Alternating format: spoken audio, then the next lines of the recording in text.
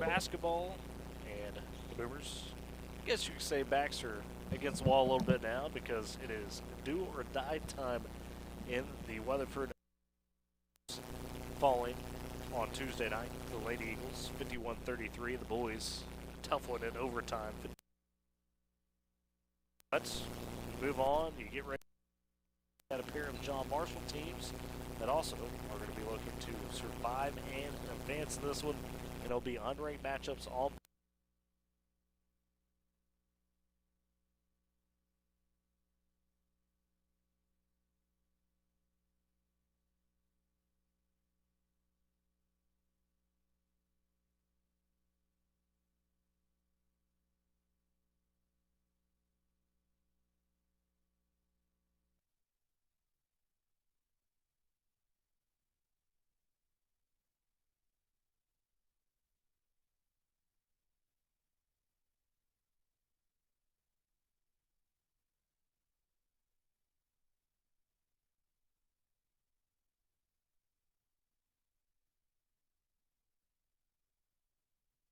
By Mr. Ely Noble. And Ely, we're here Tuesday night. Tough losses, but in talking with some of the players and coaches on both teams, the mindset has been, okay, you had a loss to afford, if you will. Now you got to put that behind you, and you just got to focus on playing good basketball the rest of the way here, it seems like. Yeah, you do, and we talk about all the time. There's good things that we see. There's bad things that we see. That really doesn't matter anymore. You just win, and, you deal with the bad things as long as you get that win and keep your season prolonged.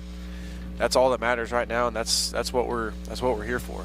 It is kind of interesting how the playoffs kind of simplify and clarify things, right? Like you said, doesn't matter if it's ugly, doesn't matter if it's a highly successful.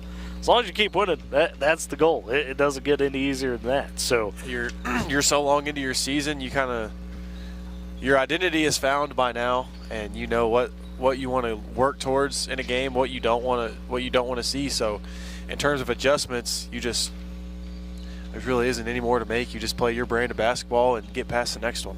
That you do. And of course today, not the only basketball going on here at Weatherford.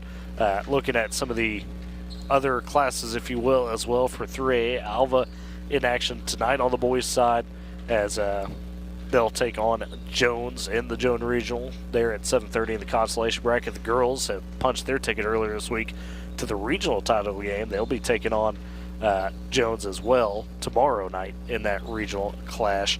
The Ladybugs trying to advance on to the area championship game from that regional title game. And then in 2A, Fairview, they're ones to watch this afternoon. The boys taking on Pawhuska in Tonkawa at 2:30, looking to keep their playoff run going. The girls will take on Pawhuska tomorrow night for the regional title. Again, similar situation there for the Lady Jackets as the Ladybugs. You're trying to put yourself one game away from state, if you will, should you be able to win tomorrow night. And of course, the small school side of things with A, B1, and B2 area tournaments continuing on this afternoon.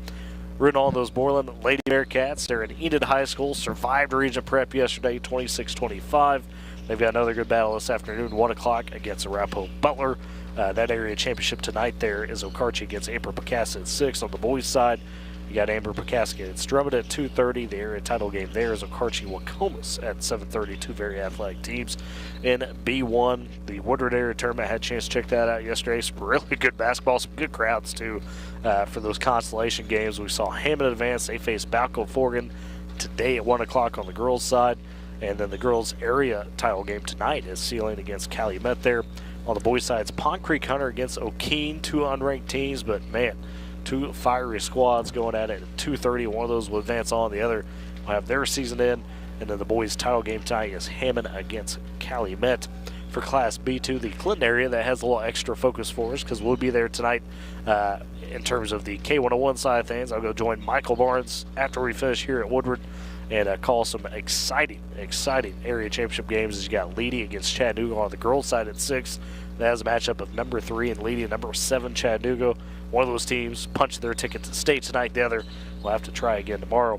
On the boys' side, unranked Arnett, the upstart, against Leedy at 7:30. So that's matchup number 10 again against unranked Arnett. Should be a lot of fun. Earlier today, though, in that area this afternoon, I should say, you've got the Arnett girls taking on Buffalo at 1 o'clock, and then Sweetwater. They had a big upset of Visay yesterday. They will face Chattanooga at 2:30. We'll come back tomorrow, regardless of what happens here in Weatherford, to that Clinton area tomorrow night for consolation championships. Obviously, the Boomers are going to hope to be able to battle on and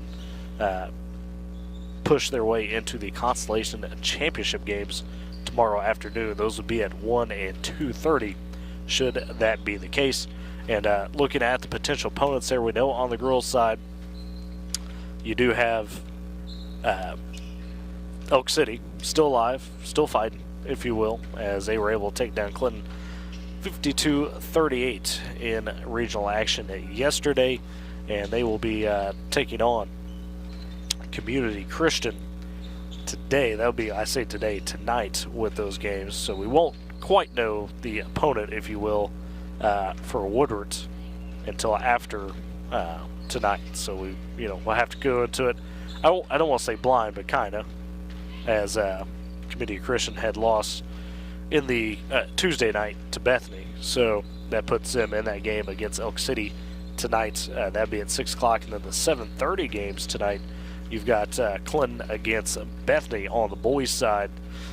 It's going to be a tall task for Clinton there. I mean, if you're the Boomers, I'm not saying you could just ride in Bethany, but if you get past John Marshall today, the likely opponent is going to be Bethany. To Clinton's credit, did beat Elk City 55-34, took care of business, but number 11, that's not easy to try and take down Bethany and all the athletes they got. So that's kind of the scenarios.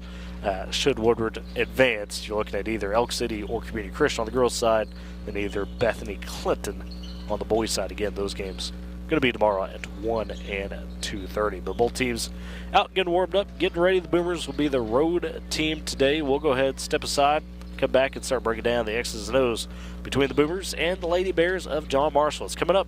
Regional Consolation semifinal action on Z92 and Boomer TV.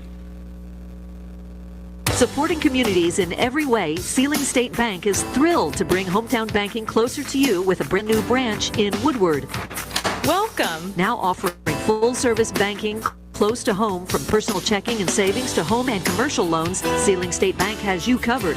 Enjoy the convenience of mobile and online banking, wire transfers, and so much more. Sealing State Bank, your trusted partner in Woodward. Come visit at 2314 Williams Avenue and experience hometown banking at its best. Every family has a story filled with chapters of love, laughter, and dreams for the future. But what if one day you're not there to help write the next chapter? Life is unpredictable, but your love for your family shouldn't be. With State Farm Life Insurance, Gwayne Matthews and Woodward can help ensure your story continues, even when you're not there to turn the page. Protect the chapters yet to come. Talk to Gwayne Matthews, because your story deserves to be told. This is Matty Mitchell with Vance Auto Group in Woodward, Oklahoma. Vance is Northwest Oklahoma's dealer with the best deals on GMC, Chevrolet, Dodge, Chrysler, Jeep, and Ram.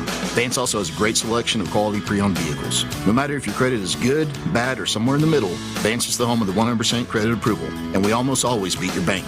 Plus, we have 0% financing on select new models. And this month, Vance is donating $50 for every vehicle sold to help the Woodward County Sheriff's Department purchase life-saving equipment. We support Northwest Oklahoma, so give Vance a chance and buy local. Hungry? Head to Longshots Bar and Grill in downtown Woodward. Bring the whole crew for juicy ribeye steaks, giant burgers, wings from mild to flaming hot, fresh salads, and more. There's something for everyone, including the kids. Planning a party or team celebration? Check out the upstairs golf and gun bays, or ask about our group catering options. Longshots Bar and Grill, downtown Woodward's favorite hangout and the official home of the Boomer Coaches Show every Wednesday from 6 to 7. Come hungry, leave happy, and make it a night to remember.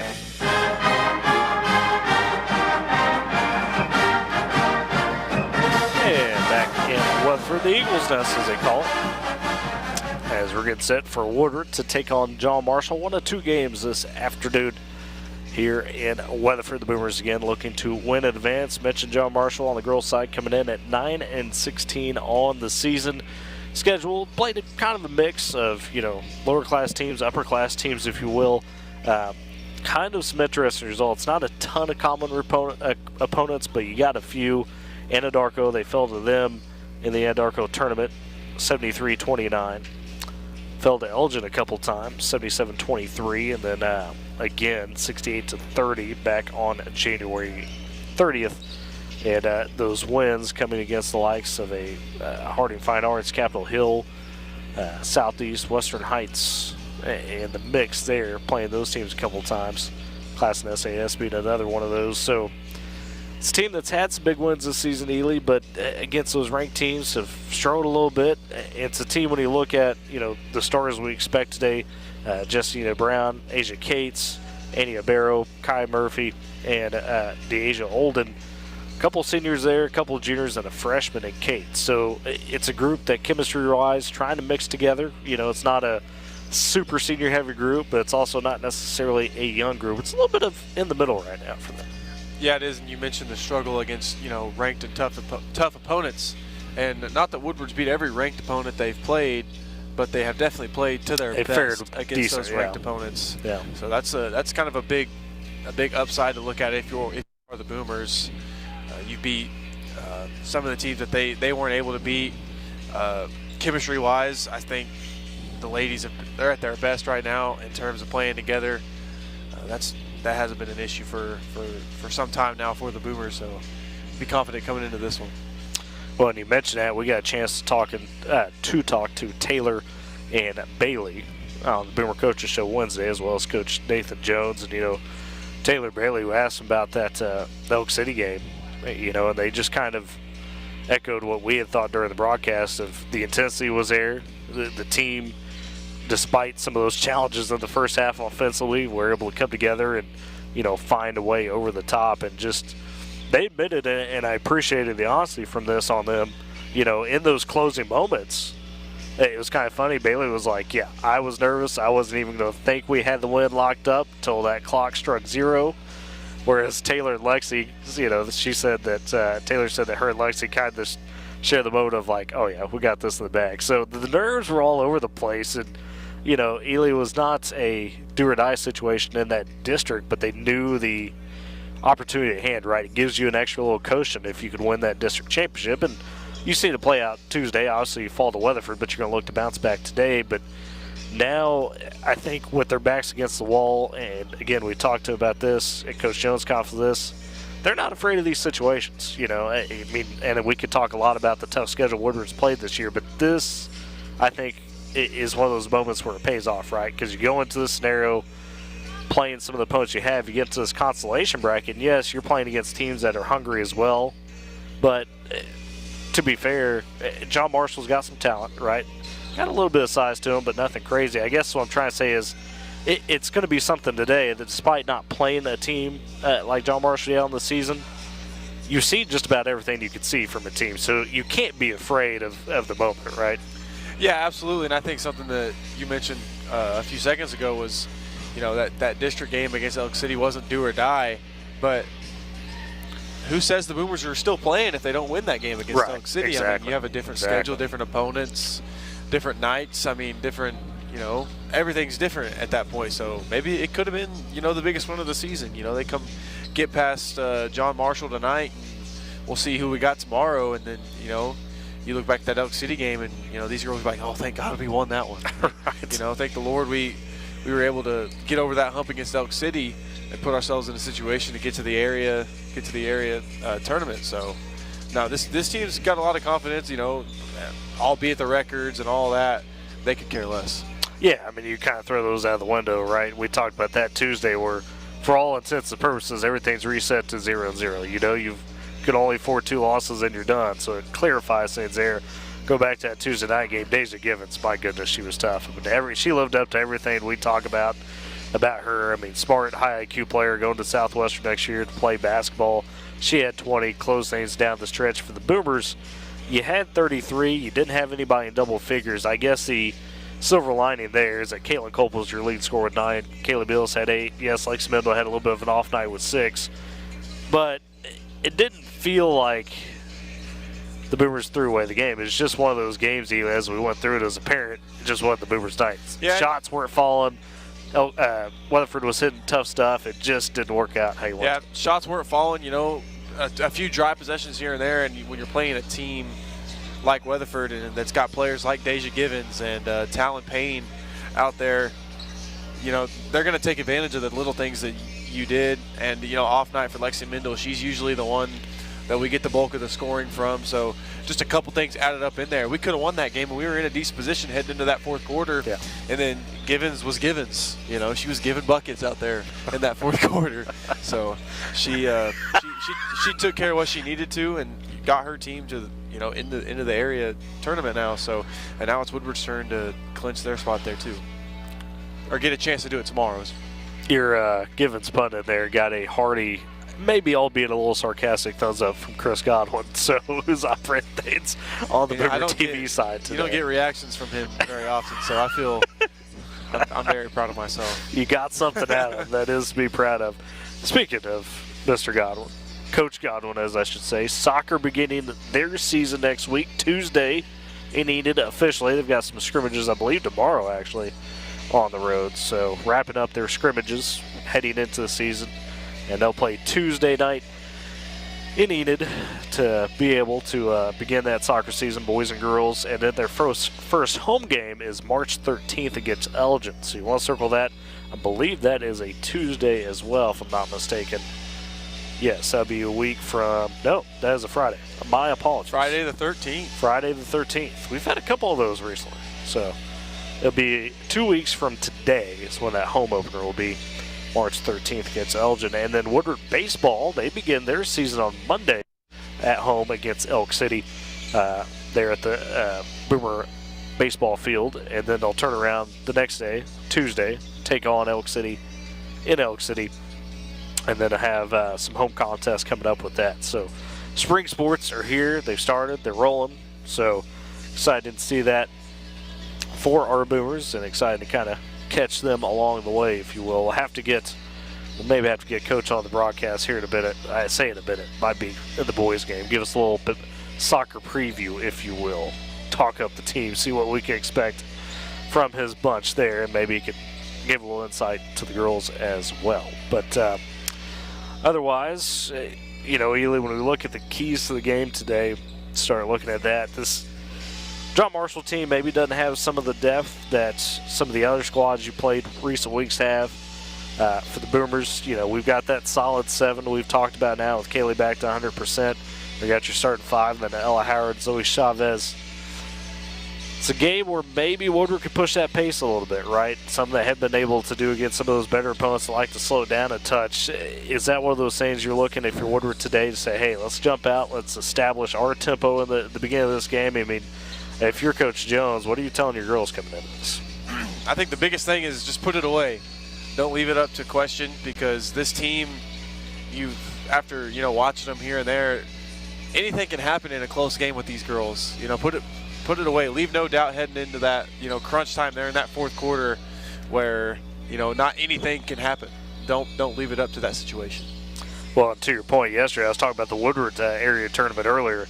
Frontier, number 13, gets upset by Pond Creek Hunter yesterday on the boys' side. That's exactly what happened. Frontier had a spot where they were up 8, 9, consistently there for a minute, where they were holding that bubble, and then all of a sudden, here comes Pond Creek Hunter with a couple of big shots, and they take the momentum towards the end of that game, and they're able to hold on against what was a perceived mismatch, right, between Pond Creek Hunter and Frontier. And then last night, O'Keene, boy, what a thriller that was between them and Balco Forgan. O'Keene controlled that game 3/4 of the way, and they were up by as much as 16, but Balco Forgan made a late charge and nearly came back. So to your point about anything could happen, it's the postseason.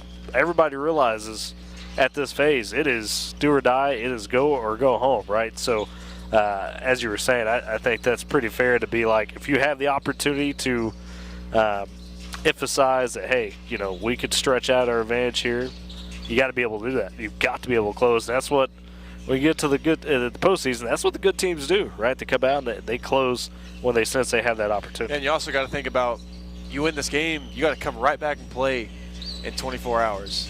You'll play at the very same time tomorrow. So if you can put yourself in a situation where Lexi Mendel, Kaylee Mills, those girls aren't on the floor duking it out to the very last second, get them some rest, and save what they can do tomorrow, because tomorrow isn't promised, and you want to get there, and you want to get there healthy.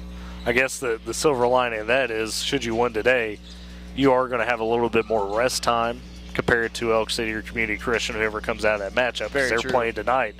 And that might be a very physical game. Elk City, of course, one of the ranked teams in this area. Elk City's going to want that matchup against Woodward. Oh, now. they are. Now they feel like they need to come back and beat the Boomers as we did that. But as I was saying with Elk City, they're one of the ranked teams in this area. That being said, Community Christian unranked, but 17-9 on the season, and down the stretch of the season here, coming into the after districts, they had won 4 of their last 5. Obviously, took that loss to Bethany, but they're a team that is thinking they might have enough to be able to pull that off, despite being underranked. So, going to get a good bunch either way, but first you got to get past the John Marshall Lady Bears. And that's coming up here, about just under 5 minutes away from the National Anthem opening tip-off starting lineup. So we'll step aside for our final break. Come back with it all ahead. It is Boomer Basketball on KMZ FM Woodward, Z92, and Boomer TV. Great teams aren't carried by just one player. They're built on trust, determination, and people who show up for each other. Bank of Western Oklahoma does the same with your finances. We make decisions right here at home with lenders who know how to hustle for your goals. Bank of Western Oklahoma works like a true team. We're motivated, loyal, and ready to help you win your next financial game. Bank of Western Oklahoma, member FDIC, an equal housing lender. Keep your home safe and secure with Arlo Secure from Pioneer. Our battery-operated doorbell cameras and solar-powered outdoor cameras make it easier than ever to protect your home. Enjoy 2K video resolution and instant alerts day or night, starting at just $15 a month. Visit GoPioneer.com today and enjoy peace of mind with Arlo Secure.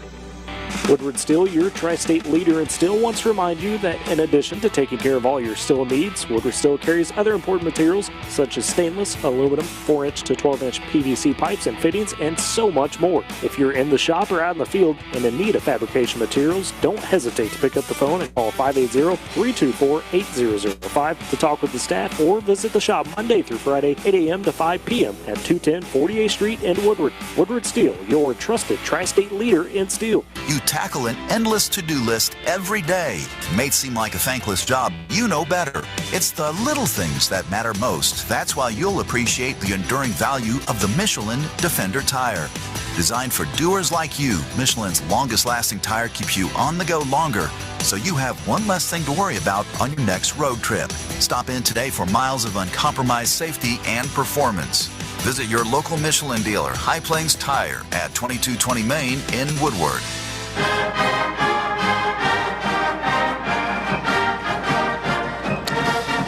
And back in Weatherford, Tyler Riggs, Ely Noble with you. Z92 Boomer TVs. We're getting set for Woodward and John Marshall, our girls matchup. First game of the day will follow with the boys after that, and then tonight's turn it over on to K101, the Clinton area, for some B2 area championship games. Should be a pair of good ones. Leedy Chattanooga on the girls' side, Leedy Arnett on the boys' side. I'll pair up with Michael Barnes for that. We'll keep an eye on all the happenings in the other areas and regionals today as well throughout the day. And, of course, tomorrow we'll get you a little updated as well on Kansas and Texas. Me and Chris Godwin were talking about this all the way down. I respect Kansas, how they do it. They set the sub-state tournaments. You win your sub-state, you go to state. It's real simple. They don't have districts, regionals, all that. It is a bit more streamlined in state Kansas, but that's their jam. It's basketball. That's how they go. Texas, as with every other playoff, there's so many teams, you almost got to play another complete season in Texas for the basketball side, much like football. So you go through a lot of tests, but we've still got quite a few teams alive there, and we'll look forward to it and have a lot of fun with it. And, of course, next week, it is state tournament time for Class A, B1, and B2. You'll have your quarterfinal games for each class. Double check the schedule in a second, but you'll have Tuesday be a class, Wednesday be a class, Thursday be a class for those quarterfinal games, and then Friday and Saturday, of course, your semifinals and your championships. They're at the Coliseum, replacing the Big House. First year in the Coliseum. Should be extremely exciting. New shiny building, if you will. So you got plenty of teams in the hunt for that. It should be a lot of fun. But As we get to it here, getting ready to have the national anthem, starting laps, and opening tip-off. It looks like we will be seeing that usual Boomer lineup of Kayla Mills, Taylor Floyd, Lexi Mendel, Bailey Nelson, and Caitlin Culp. Your 5 for the Boomers. Of course, we'll get to the John Marshall lineup here in just a minute after we get to our national anthem. Coming tonight, figure out who the opponents. Oh, as I said, let's turn it over.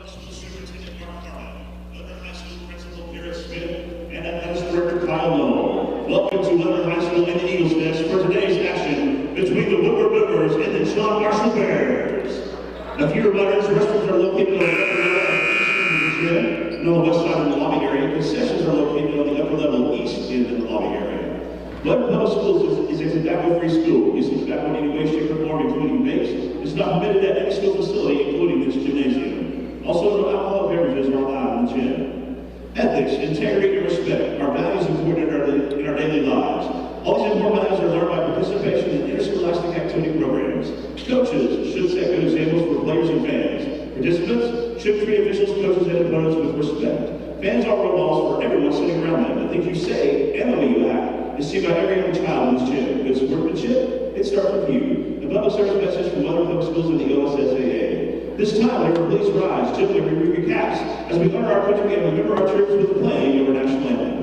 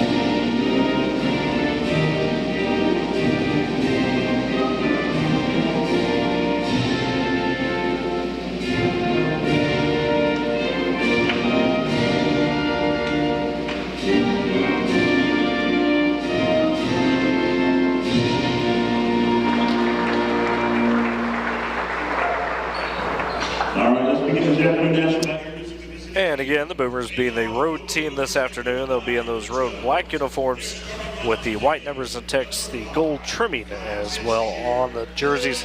And the Boomers going with, as they have been, Lexi Mendel, Taylor Floyd, Caitlin Culp, Bailey Nelson, and Kaylee Mills. Your starting 5 for the Boomers. Caitlin Culp, your leader last game with those 9 points. No Boomers in double figures, looking to change that today. I think that might have been the first time all season we didn't have at least a Boomer in double figures. So see how they bounce back and respond there. Of course, Lexi Mendel leading the Boomers in scoring. It's just over 16 points per game on the season. Kayla Mills, the other one, in double figures at 10 points per game. No, well, they do have a different player. Lee. Okay. There we go. So Kiana Lee, I believe, is what they had said there. Not on the roster, but we'll get that put in. But otherwise, for John Marshall, they are going to go with the lineup of Kiana Lee, and then they've got Ariana Watkins, as well as Eddie Abaro, Kai Murphy, and Deasia Old. So not starting Justina Brown or Asia Cates today is John Marshall. They're in their home white jerseys, red numbers and text with the blue trimming down the side. The Boomers going right to left in this first half. In front of us, we're up top behind the scorer's table, and John Marshall is going left to right at the Eagles Nest. 8 minutes on the clock, both teams ready. They're fired up and willing to get it going here. As it'll be Kaylee Mills tipping off for the Boomers. She'll be going against Ania Barrow. Boomers win the tip. Lexi Mendel immediately tagging to the basket. Got too deep under that, though. Couldn't convert on the layup attempt as it's rebounded by John Marshall. They will push it back the other way. They go to Barrow. Down low. She tried to bounce it to Lee. That one between her legs has to back it out. John Marshall rotates it around. Lady Bears first possession of the ball game as we're just underway. 7:35 first quarter attacking. Down the side is Murphy. Loses the handle. Does John Marshall. Steal taken by Caitlin Colt. Bounces it to Bailey Nelson. Pounding the dribble across the timeline. Right wing gives it to Taylor Floyd. Swing it back over to Colt to Mendel. Down to Mills. Turning, attacking. Kaylee a little short on the push shot from the left side of the rim. Rebound taken by John Marshall. 7:10 first quarter. Scoreless. Brewers have had 2 good looks. Just haven't been able to convert. Generated a turnover on the John Marshall possession the first time around. As for the Lady Bears, it's Oldham going to right side. Swinging it to Barrow. She's cut off by Culp. Back up top, attacking is Lee. The floater runs out, rebound taken by Culp underneath. And she'll feed it over to Nelson. Down the left side, Bailey pushes ahead to Kaylee. Mills finds Culp, swings out to Floyd. On the wing, still left side, turns the corner off the screen. Floyd all the way to the basket, wide open. The shot just too strong. Off the backboard, off the rim. Another great look for Taylor, just didn't fall. That's 3 good looks so far for the Boomers, just couldn't get one to go so far. Could be up 6-0 instead. The jumper the other way by Murphy off the right side from the elbow. Rebound taken by Mills, feeds it ahead to Floyd. On the wing, tries to go cross court to Nelson. I don't know if that was intended for Nelson or Colt. Both are in the area, but the pass off and goes out of bounds. And now a timeout taken by Coach Nathan Jones. Wants to get his girls settled in a little bit. 6:16 first quarter. We are scoreless. Great Plains Bank, heritage, trust, respect. Those are the things that make Great Plains Bank great. Deep roots across Oklahoma and Texas. They're in touch with communities in which we live and work. M&D Enterprises and Lawnmower Shop for your best lawn, porch, or patio. M&D Enterprises and Lawnmower Shop are your people. They carry everything they need to make your greenscape that little piece of heaven you've always dreamed of. Locations in Woodward, Canton, and Weatherford. M&D Great Plains Bank, powering Boomer Sports this season. So scoreless, and as we mentioned, 3 really good looks for the Boomers, just did not fall. Yeah, Lexi Mendel right out the gate. Kaylee Mills got around the defender, and Floyd on the other end right there. That's, 3 opportunities. You could be a 6-0 run right now, and that's what we talked about in the pregame, getting out there and leaving no doubt. As now out of the timeout, John Marshall with it. Break the Boomer press, almost did. Kaylee Mills able to poke it off of Ariana Watkins, forced the turnover for the Lady Bears. Yeah, and a lady we thought was going to start tonight into the game, Asia Cates. The freshman entered the game. As attacking, Mendel, right baseline, just in and out from just outside the block on the pull-up. Now on the floor, fighting for it is Culp. And a jump ball, possession arrow. Looks like it keeps it with the Boomers.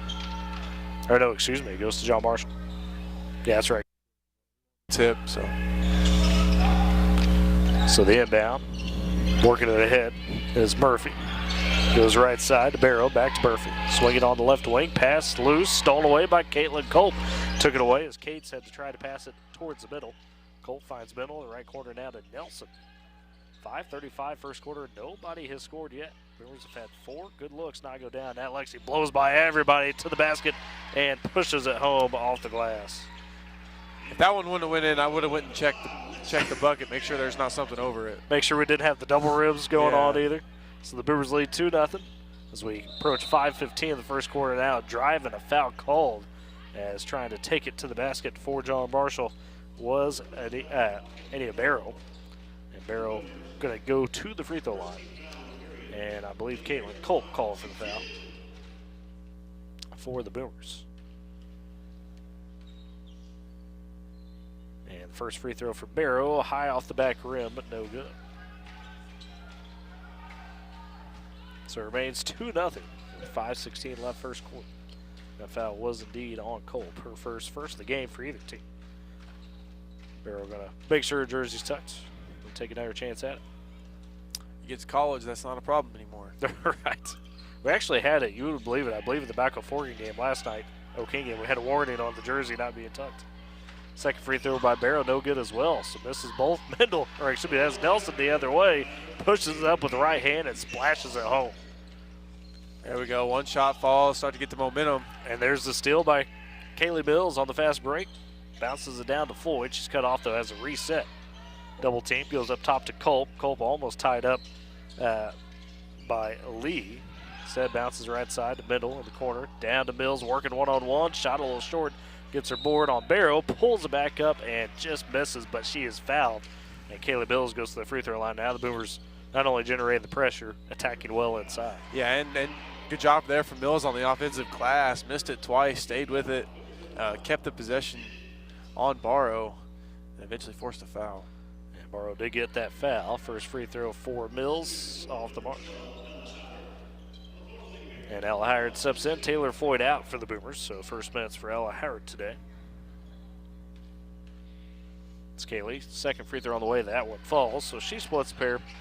5-0 the Boomers lead, 4:40 first quarter. And off the inbound there still by Mendel, but then her pass stolen away by John Marshall. That pass loose, and diving for it was Mills as well as Lee. And both crashed around foul, or they just say out of bounds. Just said out of bounds on the Boomers.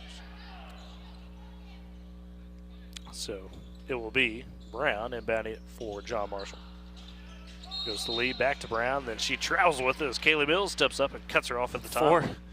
Essentially four turnovers in a row right there, and gonna end up in the Boomers' possession. And Ella Howard played really good against Weatherford a couple days ago. Hit a big shot, kept us in that. So good to see her back. Kind of got us going early in that game with that 3-year Mitchell. We had a lull. Nelson left wing to Howard, corner for three. That one a bit strong. Backside, Mendel fighting for the board. She's on the ground, fighting for it, has it for momentarily. Culp able to get it to Nelson, pulls up mid-range, right baseline. Same shot, same spot. Yes, and nails it. And the Boomers just like that, up 7-0. And now John Marshall wants a timeout granted as they do trail 7-0 with 4:12 left in this first quarter. Smith Co. Auction and Realty, they are Oklahoma's real estate and land auction experts. Smith Co. is your top choice for all your land auctions and real estate needs. Call 580-254-3975 or email ira@smithcorealestate.com. Also, Northwest Glass. From residential and commercial glass to auto glass, doors, and mirrors, Northwest Glass, they've got you covered. They do it all with expert care, quality service. Stop by 611 Texas Avenue or call them 580-256-4324. Northwest Glass, Smith & Co. powering Boomer Sports this season. So Ely for the Boomers, I mean, a nearly flawless start minus those first few possessions where he got the cleanest looks that you did make. You could already be up double digits. In this game. You're up 7-0, and if you're Coach Jones, you're like, well, girls, good job, but we should be up 13-0 right now. Right, How and you don't want to be that guy, but it very well could Those be. are layups that we were shooting in warm-ups. But anyway, no, I mean, you're going to miss shots. The defense is executing to perfection right now. Turnover, turnover, turnover. And that's what's generated these points, obviously, on the offensive glass as well. Many offensive rebounds. Playing a great game. Besides that one foul on Culp. And that was just a good move from Barrow. So nothing to complain about right now. Other than those free throws, John Marshall has got nothing free pretty much in this early going. As they work it across timeline right side to Cates. Back up top. It's Murphy taking the handle. Guarded by Nelson. Has to pick up her dribble. Coming to her and throwing it away. Trying to grab it was Chakota. Trinity Chakota. Chakota's checked in the ball game. Eventually Murphy takes it back. Finds Cates. Attacks. A little contact off ball with Culp and Chakota. And Cates working on a second chance. Draws the foul. She missed the first shot and will go to the free throw line. Yeah, Cates got her own board and took a dribble afterwards. And I think if she wouldn't have dribbled, she could have just went right back up with it for a free one. But they'll call the foul on Culp, her second, team second as well. And the first free throw for Cates, rims out. As checking in for the Boomers is Taylor Floyd. Culp going to the bench with those two fouls. Yeah, the two fouls plus get a little more speed, trying to get out off those turnovers once again. Second free throw off the mark by Cates. Rebound gets pushed back to her, but then poked away by Floyd, picked up by Howard, zipped over to Nelson right side. She's trying to get the handle, finally gives it to Mendel on the wing. Down low, Mills double team, turns around, off the glass, no good. Second chance, though, from the left side for Kaylee Falls. She's got her first field goal of the game. She's got 3 points. The Boomers lead 9-0. Yeah, right now John Marshall just can't keep up with the Boomers' speed. And the Boomers, sure enough, double team, get Murphy to the ground. Jump ball called. That one's going to be possession arrow should be to Woodward. And that was Floyd and Mills. Again, you just mentioned the speed. We instantly saw it as soon. I mean, John Marshall started to break the press a little bit, but as soon as they get across, the Boomers are still on them instantaneously. 3:10 in this first quarter as Mendel tries to fire a pass ahead to Mills, batted away by Olden of the Lady Bears. Out of bounds, stays with the Boomers. Nelson the inbound, side out, gives it to Howard, top of the key, goes over to Floyd near the left side. She dribbles it back up and resets, finds Mendel wide open, left wing, 4-3. That one off the glass, back iron. Rebound, tracked down by Kai Murphy. She attacks the other way, one-on-one on Floyd. Scoop shot, well off. Good defense by Floyd to kind of olay her. As Mendel comes away with the board, finds Floyd down the right side, on the right wing in the corner to Howard. Back to Floyd, guarded by Cates. Gets eye screen from Mills and dishes it back to Mendel, left corner. 3-ball on the way, good there for Lexi Mendel. And Lexi with 5, and the Boomers now lead by double digits, 12-0. Have not allowed John Marshall to score as we get down to 2:35 in the first quarter. Pass intended for Cates, batted by Floyd, stolen by Nelson, one-on-one with Murphy. Her shot off the mark, though.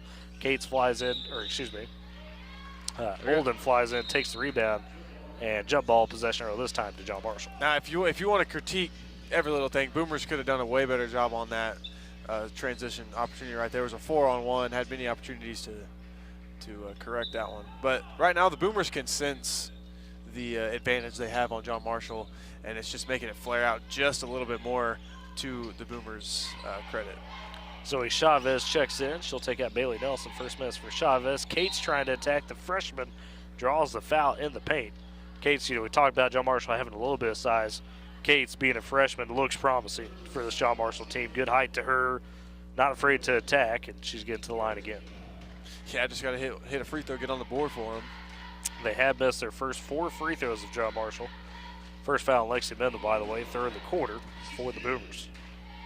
That's what's kept John Marshall off the board so far, is 0 for 4 from the line. It's not sure what the officials' discussion is here. Yeah, they're pointing down there towards that, what happened on that jump ball. Okay. The prior possession. Yeah, Coach Jones asking the official about something too, so not sure what it is there, but I think they're correcting the possession error is what it was. Maybe hadn't had it changed in Cates. Her free throw well off the mark, we'll put it that way. Make it 0 for 5 for John Marshall. They're just not playing with any confidence right now. I mean, you mentioned the Boomers could sense they've got this edge, and they're taking advantage of it. And we talked about with John Marshall, this is a mix of some seniors, some underclassmen. Not only can the Boomers sense it, but sadly I think John Marshall can sense it as well. Right. Having a tough time breaking that press, and even when they get past half court, getting trapped in the corners, having a hard time finding any space to get a pass off. And when you turn the ball over that many times in a row, you can sense something. And remember, they did not get to play yesterday because Aztec Charter had forfeited. And, that sounds nice because you get your legs fresh, but that also then all of a sudden means you hadn't played in a week. or, because you hadn't played since district Saturday night. So it's been almost a week. And that could cause maybe, I don't want to say rust, but you get so used to going on the season, all of a sudden you're off for that many days. It could be a little tough. Yeah, and the refs still, now at the scores table. Yeah, trying to figure out that possession arrow is what it out. is. So I think they finally got the answer straight away because I think there was confusion on that possession arrow. So Kate's second free throw finally on the way. That one off the back iron, just out. Rebound, though, underneath by Lee. And she draws the foul and is going to go to the line. So John Marshall 0 for 6 to start from the free throw line, but getting the opportunities. Just haven't been able to take advantage of that first one. Could be 12-6. That foul on Kaylee Mills, her first. So now Lee, her first free throw. That's off the back iron and off to the right. So make it 0 for 7 for John Marshall. That's got to drive you crazy if you're the coach. Second free throw off the back iron, no good as well. 0 for 8 for John Marshall. As it's Lexi Mendel taking it the other way. Down the right side for the Boomers on the board to Floyd. Mills cuts the basket and contact there, no call. And it goes to John Marshall as Mills collided with the Asia Olden. The officials just let it play. Turnover for the Boomers as Mills lost the handle on the layup attempt. Full court press is on, and Floyd picks off the pass. Oh, nice Euro step through the lane. The layup, the scoop shot just a bit off the glass. And now a fight for the board, and John Marshall. Yeah, able to control it as diving on it was Olden to stick with it for the Lady Bears. But as you said, Ely, we were talking about Woodward, being up big early, or could be more. Now, if you're John Marshall, you missed 8 straight free throws. That's got to be tough mentally. Yeah, it's only a 4-point lead. Obviously, if you make the free throw 5 and 6, 7 and 8 don't happen. Sure. But, I mean, nevertheless, that's at least a confidence booster. You make at least 4 of those. You're on the board and say, hey, we can try to get to the line some more, maybe get the Boomers in foul trouble. I mean, or something. But if you're not converting on those free throws, nothing matters. And most importantly, you still have a goose egg. And you mentioned the fouls. 4-1 so far in this quarter as we're down to the final minute 43 of the frame. 2 on Caitlin Kolb. That's the only real foul trouble for the Boomers. Lexi Mendel, Kaylee Bills have to watch out. They've got 1 apiece. So out of the timeout, 5 for the Boomers. It's Chavez, Howard, Nelson, Mendel, and Mills, the 5. John Marshall on the inbounds. It goes to Olden. To Brown, a little catch between the two, trying to make sure they break the press. Taking it calmly, is now attacking and trying to push it out to the right side. Olden gets it. Goes in the paint. Barrow wants to attack. Triple team blocked by Mills. And taking on the rebound, sends it ahead to Mendel down the right side. Mendel double team. Pass gets tipped. Mills tries to come up and get it. But John Marshall comes up with it. Lee gets it. Gets poked at. Loose. Gets up to Barrow, who saves it before it goes out of bounds. And throws it back to Lee. She goes top of the key to Olden. Pulls up for 3. High. Arcing shot. That one off the glass. No good. Rebound taken by Chavez as a green. Trying to work it down to Mills in transition. Pass batted. Floyd comes up with it. Gives it Mendel. Top of the key. Straight away for 3. Good for Lexi Mendel. And Lexi's made a couple now in the first quarter. She's got 8. The Boomers lead 15-0. 45 seconds left in the quarter. John Marshall down the left side. As Cates finds a cutting Barrow, but just couldn't get the shot off. Great defense by Zoe Chavez. Chavez giving up a little size of that matchup, but just played it perfect. Barrow caught herself a little too deep underneath the basket. As inbounding for John Marshall is Brown. Sends it out to Murphy. Top key Cates. Dribble handoff to Brown. Wants to get to the paint. Losing the helm momentarily. Pass back to Murphy. Poked by Chavez. Trying to beat Murphy to it, but can't. As she collects it. 28 seconds left in the quarter. Nice screen set from Cates. But Murphy gets cut off by Bill's high right side. Bounces the lead. Goes through her legs. Olden takes it for the layup. Off the back rib. No good. And finally, Howard rips away the board with 15 seconds. Boomers pushing. Nelson finds Mills all by herself. Left side for the layup. Good. Kayla Mills now with 5. And the Boomers lead 17-0. And they might pitch the shutout in the quarter. 4 seconds to Lee with 2 for John Marshall. They're not going to get a shot up as Brown can't handle the pass. And that's how we end the first quarter. The Boomers in control, 17-0. We'll step aside for a break. It's Boomer Basketball on Z92 and Boomer TV. Supporting communities in every way, Sealing State Bank is thrilled to bring hometown banking closer to you with a brand new branch in Woodward. Welcome. Now offering full-service banking close to home, from personal checking and savings to home and commercial loans, Sealing State Bank has you covered. Enjoy the convenience of mobile and online banking, wire transfers, and so much more. Sealing State Bank, your trusted partner in Woodward. Come visit at 2314 Williams Avenue and experience hometown banking at its best. Every family has a story filled with chapters of love, laughter, and dreams for the future. But what if one day you're not there to help write the next chapter? Life is unpredictable, but your love for your family shouldn't be. With State Farm Life Insurance, Gwayne Matthews and Woodward can help ensure your story continues, even when you're not there to turn the page. Protect the chapters yet to come. Talk to Gwayne Matthews, because your story deserves to be told. And back in Weatherford, Tyler Rhodes, Ely Nova with you. And how about that first quarter for the Boomers? They lead 17-0 after 1. The defense, Ely, we talked about it early. Yeah, it was like stifling. the Houston Texans out there. I mean, with their defense. Goodness. No points for John Marshall. And not only that, after the first 3 possessions, making their shots. Yeah. You know, getting the offensive end looks pretty cleaned up too. Now, if you're Coach Jones and the Lady Boomers, make sure no one gets hurt. Keep those legs fresh if you can. Keep it your advantage as well, obviously. Floyd on the left wing with it. Dribbles to the top of the key, sends it back to middle.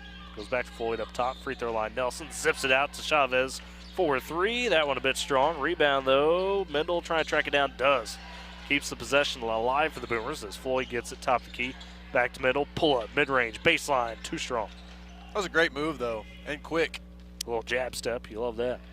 Barrow comes up with the board. Sends it to Cates. The freshman wants to attack downhill. Gets there, but then gets fouled as Chavez kind of pushed her away. We'll see if they get Chavez. They do. Cates, we talked about her freshman, looking solid for John Marshall. Their storyline problem is that despite not making a field goal, they had opportunities at the free throw line and went 0 of 8 from the stripe in that first quarter. And we'll see if Cates could add, and she does make the first free throw. John Marshall on the board. 17-1 the score. That one splashed home after a couple wayward free throws for John Marshall in that first quarter. Second one on the way. That one rims around and in. So Lady Bears on the board, 17-2. The Boomers get it back. 7:15 left in the second quarter as Nelson baseline to Mills. Kicks out. Floyd left corner.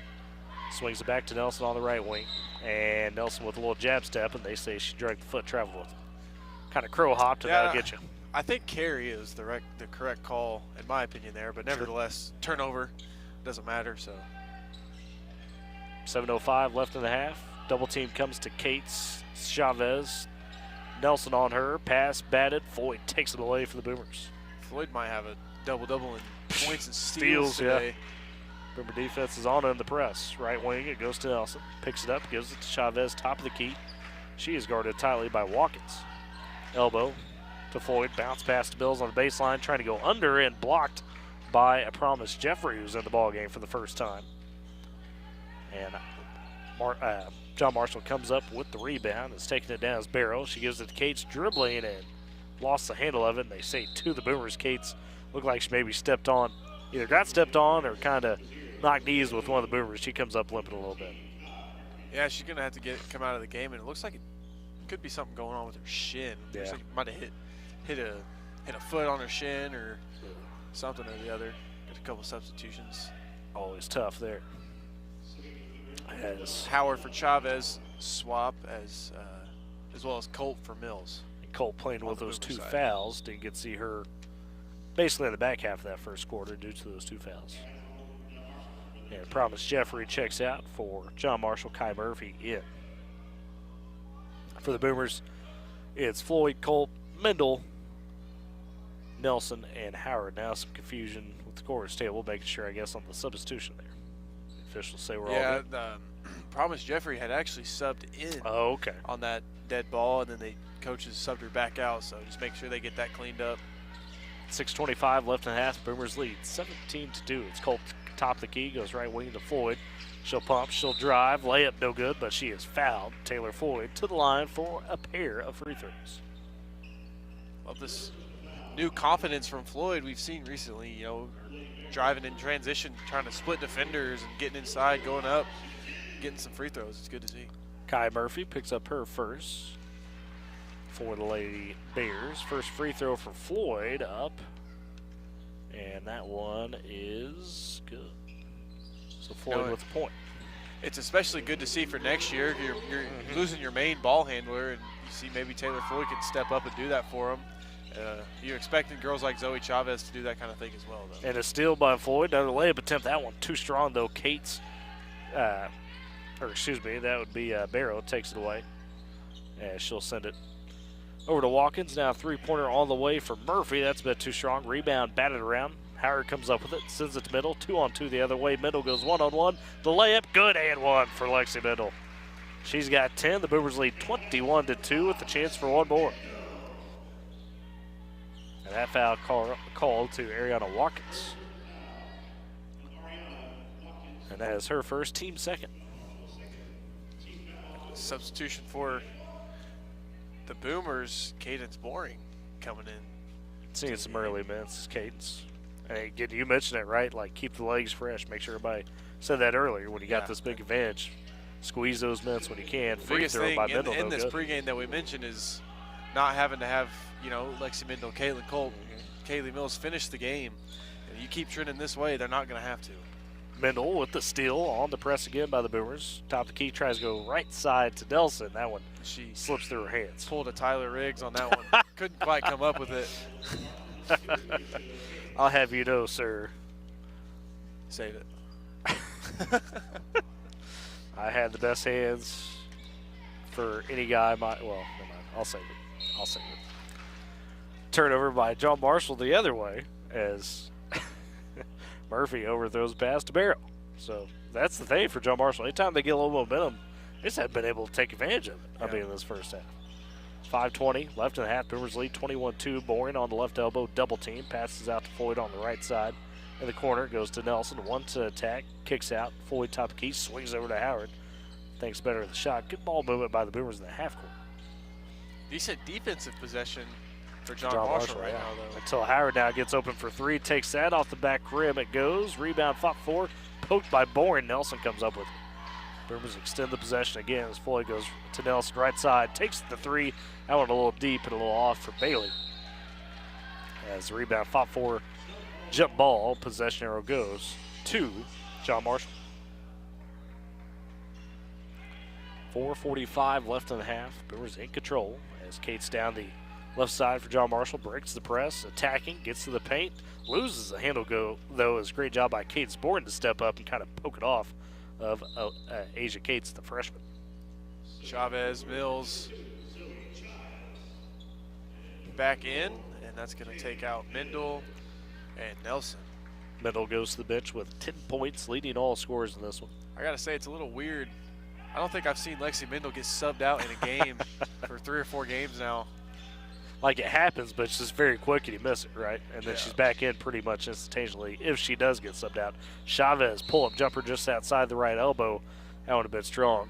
And she kind of looked, talks to herself a little bit like, dang, come on, Zoe. So that one just a bit off. John Marshall gets it back. Barrow on the left side, double team. Top the key to Murphy. Right side to Cates. Picked up by Mills. Works back to Murphy again. She gets a high screen for Barrow. Drives down the left side. Kicks over in the corner to Watkins. Goes free throw line. Barrow pulls up right hand. The floater off the back rim. Rebound skied for by Taylor Floyd. Boomers get it back. 4 minutes left in the half. They lead 21-2 in this regional consolation semifinal game. Winner of this moves on to tomorrow afternoon at 1 o'clock, and they'll take on the winner of Elk City and Community Christian, which will be tonight at 6. As Boomers working around the perimeter, inside to Mills. Triple team, though, backs it out, doesn't like the look. Gives it to Floyd up top. Right wing Chavez thought about it, bounces down to Bourne. Going one-on-one, she's double teamed, though. Elbow to Mills. John Marshall staying with them. Now Floyd pulls up just inside the three-point line straight away. That one high off the back rim. Rebound goes right to Ella Howard. Extended the possession for the Boomers. Howard gets it back. Cans the three-pointer from the left wing. Ella Howard with her first make of the ball game and extends Woodward's lead to 24-2. As now half-court line. Murphy was double-teamed momentarily. Got it over to Barrow. Her bounce pass stolen away by Howard. Up to Floyd. 2-on-1 the other way. Floyd just attacks the scoop shot. Good. It's an 8-1 for Taylor Floyd. The Boomers pouring it on now as they lead 26-2 with 3:03 left in this first half. Substitution again. Mendel coming back in. Kai Murphy picks up her second foul, third of the quarter for John Marshall. That's going to see Boring go back to the bench as well. Good minutes for Cadence. Good minutes for Cadence. Did get a point, but some good defensive opportunities there. She's going to get back in the game, too. So, spoiler alert is what you're saying there? Yeah, foreshadowing. Foreshadowing? Okay, I like it. Free throw on the way for Floyd for the and one. That one rims out. Rebound fought for. It's a mess of bodies on the floor as Mills collided with a couple of Lady Bears. And eventually they'll say last touch by the Boomers. So it goes to John Marshall. Inbound in is Brown. Goes to Murphy. Back to Brown. Zoe Chavez on her. Still in the backcourt. Makes her pick up her dribble. Bounce pass to Kate, though. Across the timeline. Breaks the press. John Marshall sits up in the half court. 2:45 left in the second quarter as the Boomers lead 26-2. Murphy gets high screen from Cates. Dumps it inside. Looking for Lee. And that one off her hands out of bounds. But they'll say a foul on the Boomers on the entry pass. And they get Kaylee for her second of the quarter as well. Colt Nelson back. Kaylee going to check out with that knee. And actually, Culp is going to not check in. check in. Kaylee came up a little on the knee with that play on the offensive end, so she'll get that checked out. John Marshall on the possession. Olden driving to the paint, puts up the rudder, and that falls in. Takes one bounce and dips. So 26-4 for John Marshall. And at 3 the other way, Lexi Mendel had a couple girls pressuring her. Doesn't matter. She cans it. She's got 13. And by the way, that last basket for John Marshall, Ely, first field goal of the game. 2:08 left in the half. Boomers try to get the steal as Chavez had it, and then Coach Jones calling the timeout to make sure that they keep that possession as the Boomers lead 29-4, 2:06 left in the half. Great Plains Bank, Heritage, Trust, Respect. Those are the things that make Great Plains Bank great. Deep roots across Oklahoma and Texas. They're in touch with the communities in which we live and work. M&D Enterprises and the Lawnmower Shop for your best lawn, porch, or patio. M&D Enterprises and the Lawnmower Shop are your people. They carry everything you need to make your greenscape that little piece of heaven you've always dreamed of. Locations in Woodward, Canton, and Weatherford. M&D, Great Plains Bank, powering Boomer Sports this season. It's Woodward in full control, up by 25. As we wind down to the last couple of minutes of the half, the boys, by the way, be up next against John Marshall as well.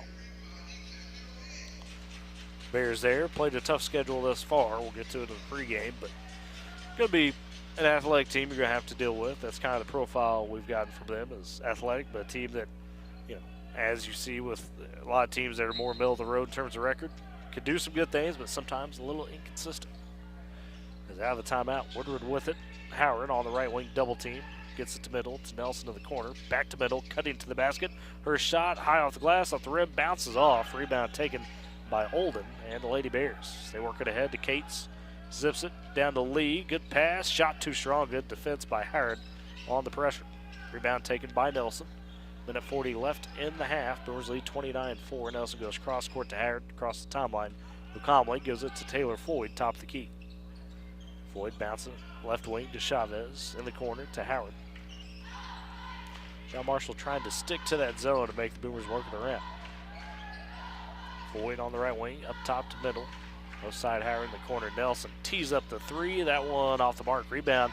Middle comes in for it. Can't keep control though as Olden takes it for John Marshall, and then she is fouled. And they'll get Mendel as her second of the game. Mendel, third of the quarter. Mendel a little bit confused there, but she said, "What'd I do?" Minute 8 left in the half. She was saying she did it. 29-4. Woodward on top. John Marshall just got their first field goal of the half about a minute ago. As Brown attacking on Chavez, but Chavez stopping her up. Good defense from Zoe. Staying with her all the way to the right side. Brown has to pick it up, almost double dribbled. Gives it to Murphy down low. Her shot hangs over Bailey Nelson. Tough look from Kai Murphy. Gets her first basket of the game. Make it 29-6, 40 seconds. Mendel launches another three. This one from the right wing, too strong. Rebound taken by Lee. She'll push down the right side, 2-on-2. Gets past Floyd, who poked at her. Shot, though, off the mark. Cates underneath. Second chance. It's an and-one for Asia Cates. She put it right back up and in. So Asia Cates with 4 points of the John Marshall 8. And that foul for the Boomers, the first by Floyd. And that foul bringing in Jolie. Macy Miller. Shoot, that's a typo we got on our roster. Gosh dang it, Tyler. I know. All right. I know. But Macy Miller, her first minutes, if you will. Free throw no good from Cates. Couple second chances for the Lady Bears. Doesn't go, but they get in the corner with Murphy. Goes top the key to Brown. Pulls up. Three-pointer short. Rebound comes down to Howard with 15 seconds. Goes ahead to Chavez. Top the key to Floyd. 5 seconds. She's guarded tightly by Brown. Right wing to Miller. In the corner, Howard with one. Back to Miller. She'll heave the three at the buzzer. That one rims out. So that's how we end the first half. Woodward in control, 29-8 over John Marshall after 2 quarters. We'll step aside. It's Boomer Basketball on Z92 and Boomer TV. This is Matty Mitchell with Vance Auto Group in Woodward, Oklahoma. Vance is Northwest Oklahoma's dealer with the best deals on GMC, Chevrolet, Dodge, Chrysler, Jeep, and Ram. Vance also has a great selection of quality pre-owned vehicles. No matter if your credit is good, bad, or somewhere in the middle, Vance is the home of the 100% credit approval, and we almost always beat your bank. Plus, we have 0% financing on select new models. And this month, Vance is donating $50 for every vehicle sold to help the Woodward County Sheriff's Department purchase life-saving equipment. We support Northwest Oklahoma, so give Vance a chance and buy local. Great teams aren't carried by just one player. They're built on trust, determination, and people who show up for each other. Bank of Western Oklahoma does the same with your finances. We make decisions right here at home with lenders who know how to hustle for your goals. Bank of Western Oklahoma works like a true team. We're motivated, loyal, and ready to help you win your next financial game. Bank of Western Oklahoma, member FDIC, an equal housing lender. Keep your home safe and secure with Arlo Secure from Pioneer. Our battery-operated doorbell cameras and solar-powered outdoor cameras make it easier than ever to protect your home. Enjoy 2K video resolution and instant alerts day or night, starting at just $15 a month. Visit GoPioneer.com today and enjoy peace of mind with Arlo Secure. Woodward Steel, your tri-state leader in steel, wants to remind you that in addition to taking care of all your steel needs, Woodward Steel carries other important materials such as stainless, aluminum, 4-inch to 12-inch PVC pipes and fittings, and so much more. If you're in the shop or out in the field and in need of fabrication materials, don't hesitate to pick up the phone and call 580-324-8005 to talk with the staff, or visit the shop Monday through Friday, 8 a.m. to 5 p.m. at 210 48th Street in Woodward. Woodward Steel, your trusted tri-state leader in steel.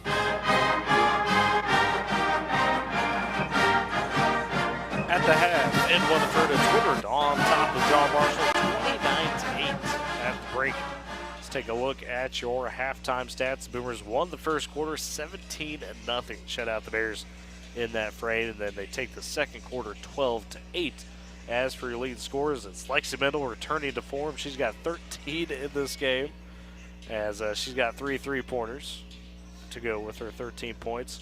You got 5 for Kaylee Mills, 4 for Taylor Floyd, as well as Bailey Delson, 3 for Ella Howard. For the Boomers on the John Marshall side has been the freshman, Asia Kate. She has 4, half of the John Marshall points. They've got Kai Murphy and DeAsia Olden with 2 apiece for the Lady Bears. Bailey, my goodness, I mean, we talked about it.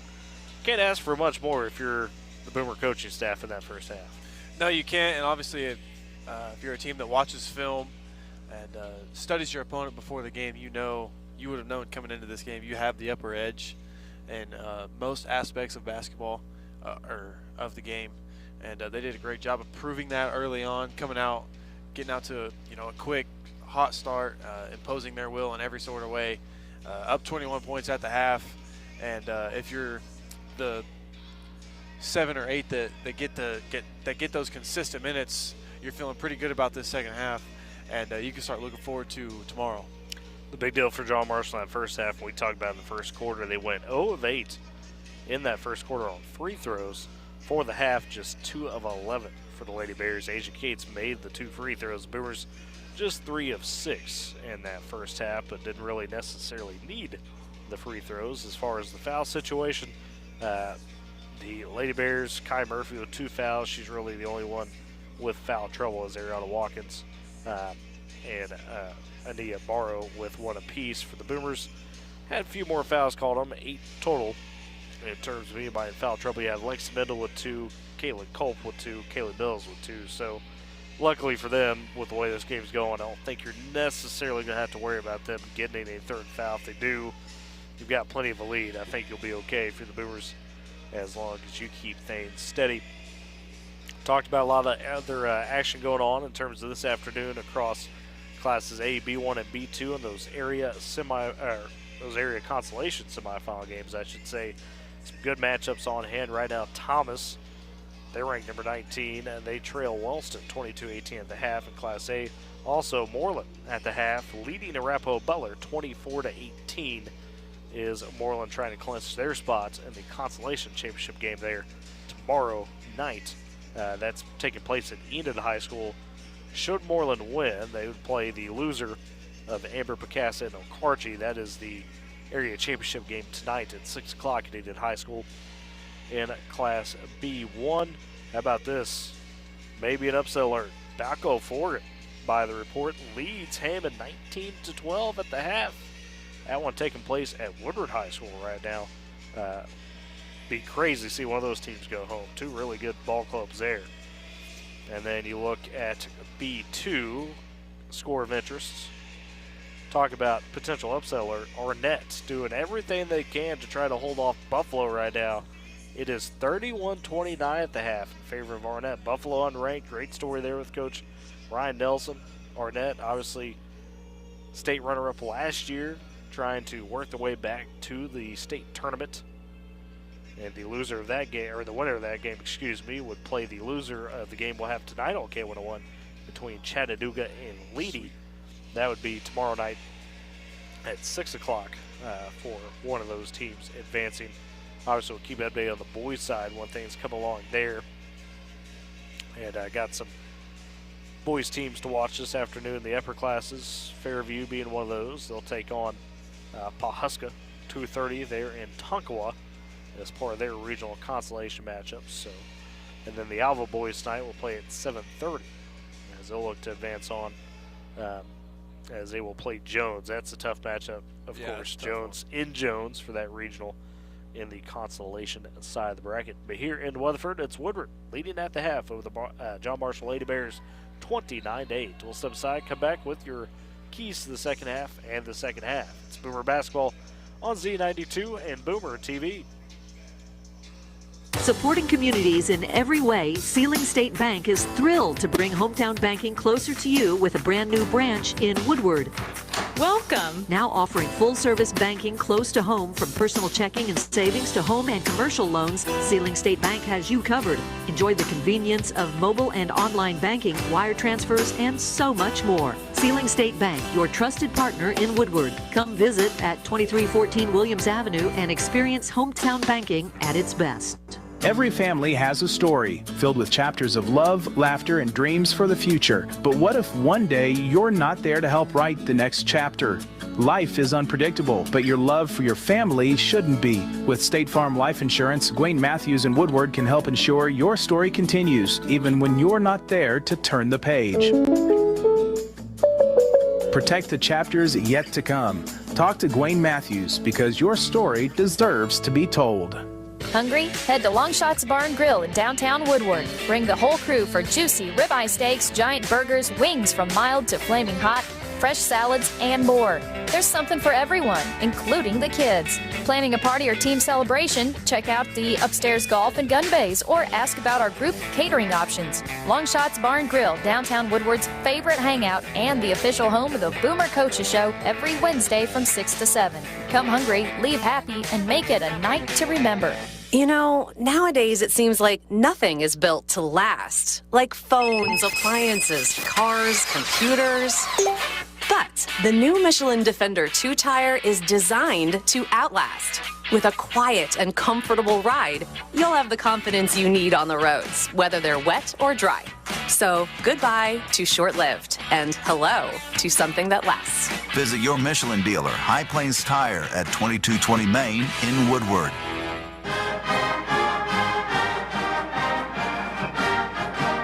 The Eagles Nest, Weatherford High School. Good old Tyler Riggs with you as we are just a minute away from getting the second half underway between Woodward and John Marshall. The Boomers up 29-8, trying to secure their spot in tomorrow's consolation final with the chance to go to area again. Should the Boomers hold on, they will play the winner of tonight's Elk City Community Christian Contest. So have to keep an eye on that tonight.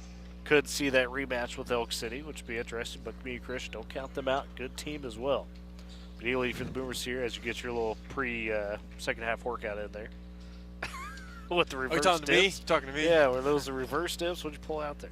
Just, yeah, some dips. See, I may not work out, but I can identify workout stuff. But no. Second half keys here for the Boomers, make sure they To hold. your question, right now it's just be smart. You know, go out there, don't do anything to possibly hurt your chances tomorrow, because it's it's hard not to already start looking to tomorrow after that first half. You kind of know that as long as you guys keep doing what you're doing and coast in a way that you're going to come out of here victorious and give yourself a chance to be able to play next week tomorrow. So just go out there, be smart, don't get nobody hurt, but be classy as well with it. You know, don't taunt, don't do anything like that. Just be smart and go out there and have fun. And the Boomers are going with that original starting five of Bailey Nelson, Taylor Floyd, Lexi Middle, Kaylee Mills, and Caitlin Culp. So I imagine for Coach Jones here, you're saying, all right, girls, let's get out there, get after it for 4 minutes. Make sure you kind of put this one away, which we talked about earlier on the pregame. Hey, got to have a chance at that. Because you want to stay sharp heading into tomorrow. Boomers work it to Middle, left corner, down to Culp, double team. Caitlin powers it up anyways, off the glass and in for Caitlin Culp. Culp's really someone that we haven't seen anything from so far this game. She picked up those 2 quick fouls, hasn't really been playing a whole lot. Gets in there, gets a chance to get a bucket. And her first, to your point. We saw her the focus against Weatherford Tuesday. Like I said, didn't really get a chance to go to her early in this one. There was the other, or John Marshall the other way. You mentioned being the focus against that Weatherford team. Culp played a great game against Weatherford.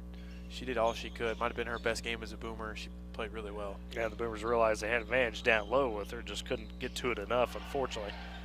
Lexi Middle kicked the ball away using her Kyle head. Murphy. And then bounces that. It's not soccer season yet, Lexi. We're close. Murphy, left wing for 3 for John Marshall. That one too strong. Rebound. Nelson had it momentarily, but Olden comes up with it and flips it home. So Deasia Olden with 4 points. John Marshall trailing 31-10. Boomers back the other way. Bailey Nelson top the key, right side to Middle. Oh, wide open is Culp down low. Good find by Middle. Too easy for Caitlin. Probably the easiest basket of her season. 4 for Caitlin now on back-to-back buckets. Everything's easy for Caitlin. Come on now. 33-10, 6:50 left third quarter. As Murphy, handoff to Cates for the Lady Bears. She's got at the Weatherford W.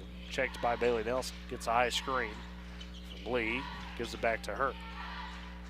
Has pick up a dribble with Floyd on her. Looking, scanning. Tries to go to Murphy left wing. Gets it to her. Murphy pulls up mid-range. Great job by Mendel blocking the shot and causing the travel. One of those where the shot didn't get off the head because, boy, Lexi with the comeback. Murphy thought she was going to have a free look, not the case. And then what do you do? I mean, it's kind of hard to make a decision that quick because if you don't get it off and keep it, that's obviously a travel. As Boomers have the possession, Floyd dribble handoff to Nelson on the right wing. Scans, free throw line to Mills. Looking to pass it on, gives it to Middle on the wing. Middle wants to attack baseline, cut off by Lee. She'll pull it back out, bounce it to Culp, double team. Gives it right back to Mendel, and now Mendel with the travel. They say, ooh, a little step back. And she hit the step back 3, of course. Didn't count, though, unfortunately. So back it goes to John Marshall. Actually, just the casual step back 3. That's something else, she's added that to her game this year that we hadn't seen in previous years. The confidence to be able to do that. She's a lot better than not just me, but a lot of people. She hardly ever gives you any type of facial expression. If I hit a step back 3, I mean, I'm right here. Right. You're taunting. I don't know, so I give her props. A little bit braggadocious is Ely Noble, is what he said. 6 minutes left in the third quarter. Brewers in control, 33-10 with John Marshall. And now, as the Lady Bears tried to attack, Murphy throws a pass over the head of Olden and out of bounds. Just been that type of day for the Lady Bears. As Taylor Floyd takes up the court for the Boomers, across the timeline, left side or top of the key. Left wing to Middle, in the baseline. Culp, one power dribble over the rim for the shot. Then they say an offensive foul on her as Mills was trying to track down the board. So Culp with her third foul, first of the quarter for either team. Ella Howard checking out Culp after that third foul. Ella into the ball game, as you mentioned. A few points for her, 3 in this one. As for John Marshall, top key, it's Murphy. Goes left wing to Lee. Getting the high screen from Olden and tries to dish it back to her, but before she can, she is fouled. Foul's on the floor. Push, they say. And they get Ella Howard for the foul. And that is her first, second of the quarter for the Boomers. So it's Murphy inbounding beneath the left block. Goes in the corner. Ooh, 5-second call. Thought that one was a bit quick, to be honest. Boomers, not that they needed a break, but I guess you could say catch a break there. 33-10, 5:20 left third quarter. As it's Nelson top the key, left wing to Howard.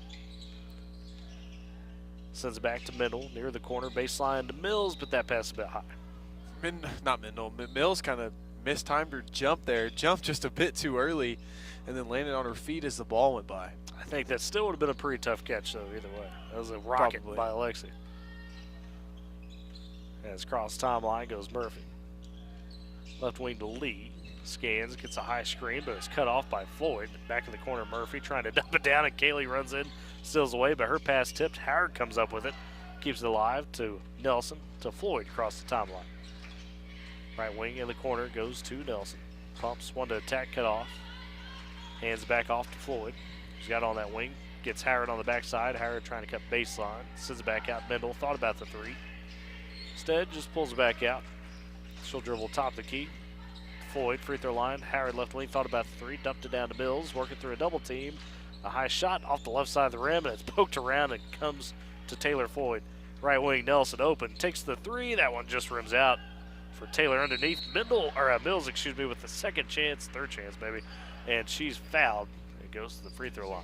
I love the selflessness of that offensive possession. I mean, we had 3 or 4 opportunities to shoot wide open, and they just swing past to the next gal. Nelson ended up with a great look, couldn't get it to fall. The rebound saved it. You definitely love the mindset of, hey, I might be able to take a good shot here, but what's the best shot? Yeah. And that seemed to be the focus of the possession as Mills makes her first free throw. 34-10, the Boomers lead, 4:16 this third quarter. Second one good for Kaylee as well. She's got 7. Boomers back up by 25. As it is, Murphy, right wing to Barrow. She's double teamed, finds Olden, dumping it down to Chakota. Right block, has a kick back out to Olden. Long 2 on the way, foot was on the line. That goes in. It's good form, good shot. Well, and that's one of the few open looks they've had in this game, to the Boomers' credit defensively. But Olden, one of the seniors, drains that one. Boomers the other way. Bills loses it, and John Marshall comes up with it as it's bounced over to Kai Murphy. She attacks down the right side, dumps it inside to Barrow. 1-on-1 with Floyd, trying to get it over to Chakota, and that's stolen away by Mills. Now she's racing ahead all by herself. Jeffrey trying to get back to guard her, cannot. And Kayla Mills hits the layup. She's got 9. The Boomers lead 37-12 with 3:25 remaining third quarter. Ely's going to get a full workout in here while he's doing Hey. Hey, it's important to you. Let me stay incognito over here. Kind of on a perch where you can kind of do those type of reps, I guess you could say. As Murphy the other way, bounce pass into Barrow, gets over Jeffrey, her shot just off as it dribbled out. Rebound taken by the Boomers. As Nelson, right wing to Floyd. Baseline, Mills wants to attack under the basket. Her shot blocked as Promise Jeffrey comes over and takes it. Mills gets the offensive rebound. Possession alive still to Nelson, top of the key. Right wing, Mendel launches another 3. Splash at home for Alexi Mendel. She's got 16. 40-12, the Boomers lead. It's been that ball move in the half court has been really good. Yeah, we haven't seen a shot that wasn't wide open within the last 5 possessions. That's a great thing to see, especially right now. Just work on the flow of those passing. Work on that. It's never too late or too early, or there's never a bad time to work on, chemistry. And a great save by Kaylee Mills, falling out of bounds as she got back to Nelson off the John Marshall missed shot. Top of key to Floyd, back to Nelson on the wing. Pump, she'll attack baseline, pulls up, right hand floater. That one a bit short from the block. Rebound taken by Olden underneath. Boomers lead by 28 over the Lady Bears. 2 minutes left third quarter as John Marshall has the possession. As Murphy top the key, gets high screen from Olden, but has to pick up the dribble because Mendel jumped it. Trying to find Barrow, cutting to the basket, running to the hoop, and that shot just off the right side of the rim. And the Boomers, they say, last to touch, trying to fight for the board. Chavez and Boring back into the game for the Boomers. It's going to be Howard and Mills, the substitutions. And that's where you start to see some of those girls kind of work in. And we talked about Canes getting a little minutes earlier. I'm sure we'll see some of those other girls in just a few. Justina Brown with it, right wing, goes top the key to Cates. She tries to dribble left side, Floyd all over. Cates has to angle it back out, hand off to Brown, turns the corner, Gets to the basket for the layup. Too strong, though. Rebound taken by Chavez. 2-on-1 the other way. Floyd with her. Chavez steps through on Cates. Puts it up and in. Chavez. A little move there for her first basket. A sweet move. Euro step. Pulled out her Manu Ginobili. Oh, there you go. These kids nowadays don't even know Ely. They don't even know about it. They better. They better. That's right. 42-12. Boomers lead by 30. Another steal. This one by Taylor Floyd on the right wing. Bounces to Chavez. Lost the handle, though, trying to go for the layup. Is that the first instance where I can say, like, back in my day? Oh, my gosh. You listen to this. Am I getting old, Tyler? No, you're not old. You're not unk yet. It's not like me and Chris over here. Well, my hip's hurting from physical activity yesterday. You're not at that point. So, 42-12. Boomers lead with a minute 5 in the third quarter. Again, now we got the Boomers soccer team on hand, is what I've heard. Chris got to come watch the boys a little bit. So they're filing in, we'll have a little bit of a student section. As John Marshall pull up by Murphy, banks it home from the right elbow. Little fade by Kai Murphy. She's got 4. 40 seconds left in the quarter. Nelson splitting the double team on the pressure to Howard, to Mendel, down to Boren on the left block, back to Mendel, 4-3 in rhythm, good for Lexi. She's feeling it. Ooh, and a great kick out by Kate Boren. I mean, that was perfect. Saw the double team coming and just kicked it right back out. Lexi with 19. Boomers up by 31, their largest lead of the day, 45-14, 20 seconds left in the quarter. John Marshall on the handle. As is Kai Murphy getting the high screen from Cates. Murphy trying to drive and poked away. Goes out of bounds, stays with John Marshall. Mendel and a host of others on the defense. But yeah, Lexi feeling it, as you mentioned. She's got 5 3-pointers in this game. And she's made her last 3. 4 if you want to count the step backs that didn't count. Right, there you go. We'll count it for her. As Cates double team, trying to pass it to Brown. Stolen away by Howard with 3 seconds. Right wing, Howard. Top key, Mendel at the buzzer for a 3. That one short. Gosh dang it, Lexi. So that's how you jinxed her. That's how we end the third quarter. Woodward well in control, 45-14 after 3. We'll step aside. It's Boomer Basketball on Z92, KMZ FM Woodward, and Boomer TV. This is Matty Mitchell with Vance Auto Group in Woodward, Oklahoma. Vance is Northwest Oklahoma's dealer with the best deals on GMC, Chevrolet, Dodge, Chrysler, Jeep, and Ram. Vance also has a great selection of quality pre-owned vehicles. No matter if your credit is good, bad, or somewhere in the middle, Vance is the home of the 100% credit approval, and we almost always beat your bank. Plus, we have 0% financing on select new models. And this month, Vance is donating $50 for every vehicle sold to help the Woodward County Sheriff's Department purchase life-saving equipment. We support Northwest Oklahoma, so give Vance a chance and buy local. Great teams aren't carried by just one player. They're built on trust, determination, and people who show up for each other. Bank of Western Oklahoma does the same with your finances. We make decisions right here at home with lenders who know how to hustle for your goals. Bank of Western Oklahoma works like a true team. We're motivated, loyal, and ready to help you win your next financial game. Bank of Western Oklahoma, member FDIC, an equal housing lender.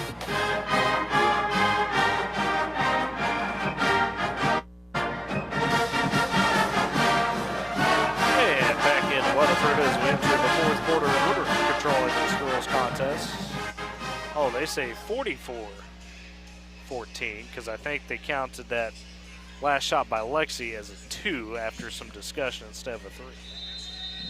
So we will correct that ourselves. So a 30-point lead even for the Boomers at 44-14. Steal off the inbound, Mills. All by herself, easy with layup. the hotel room service on the other end.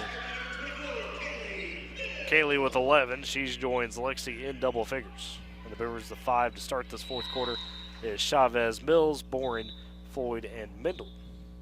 And now a timeout taken by John Marshall as they want to talk about it as they trail 46-14 with 7:45 left in the ballgame.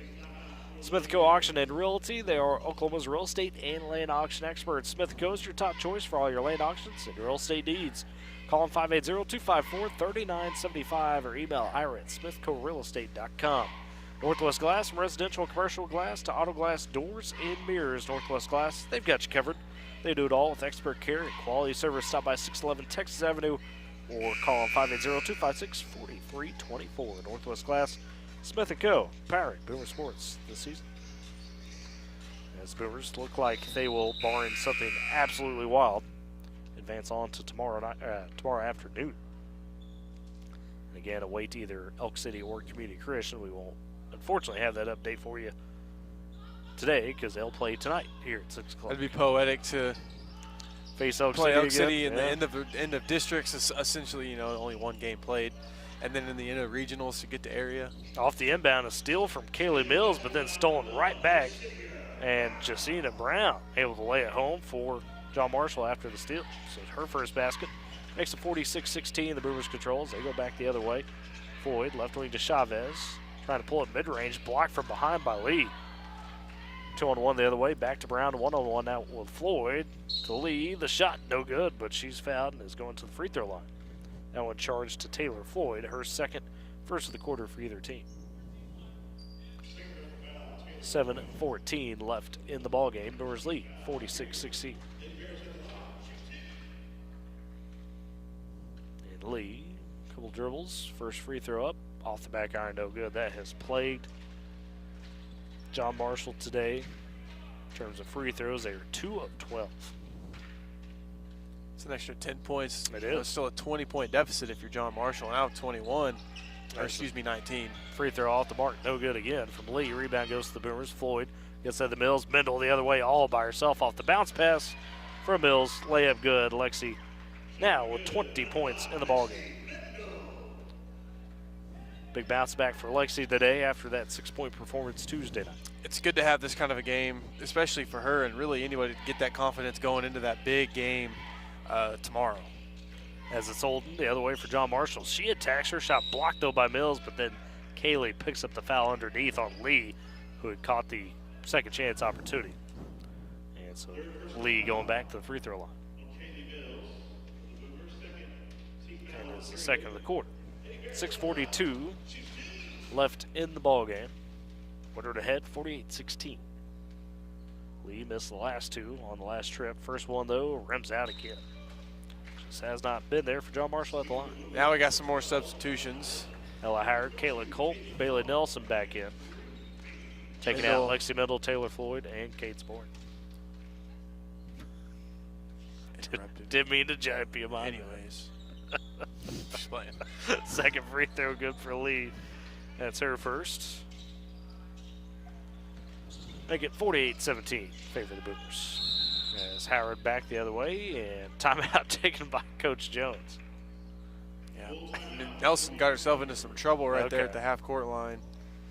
She found Floyd, but Coach Jones was like, "Hey, we gotta lock this in for a moment. What's going on there?" Don't forget the boys will be up next. We'll have them against John Marshall as well. The Bears sitting at 11-14 on the season on that boys' side. It'll be a bit of a different test. You look at their schedule, a team that played Heritage Hall, lost 82-63, which Heritage Hall beat a lot of good teams.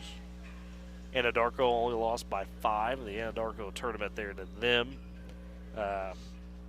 Played Ardmore, number 16 and 4A, lost 68-50. Lost McLeod by 4 before the end of the regular season, and then beat Ardmore the second time around, 55-48. They did lose to Oklahoma Christian School in districts, but John Marshall team that's been a little up and down on the boys' side, but has pulled off a win or two. So you're going to have to be careful for the Boomers in that one.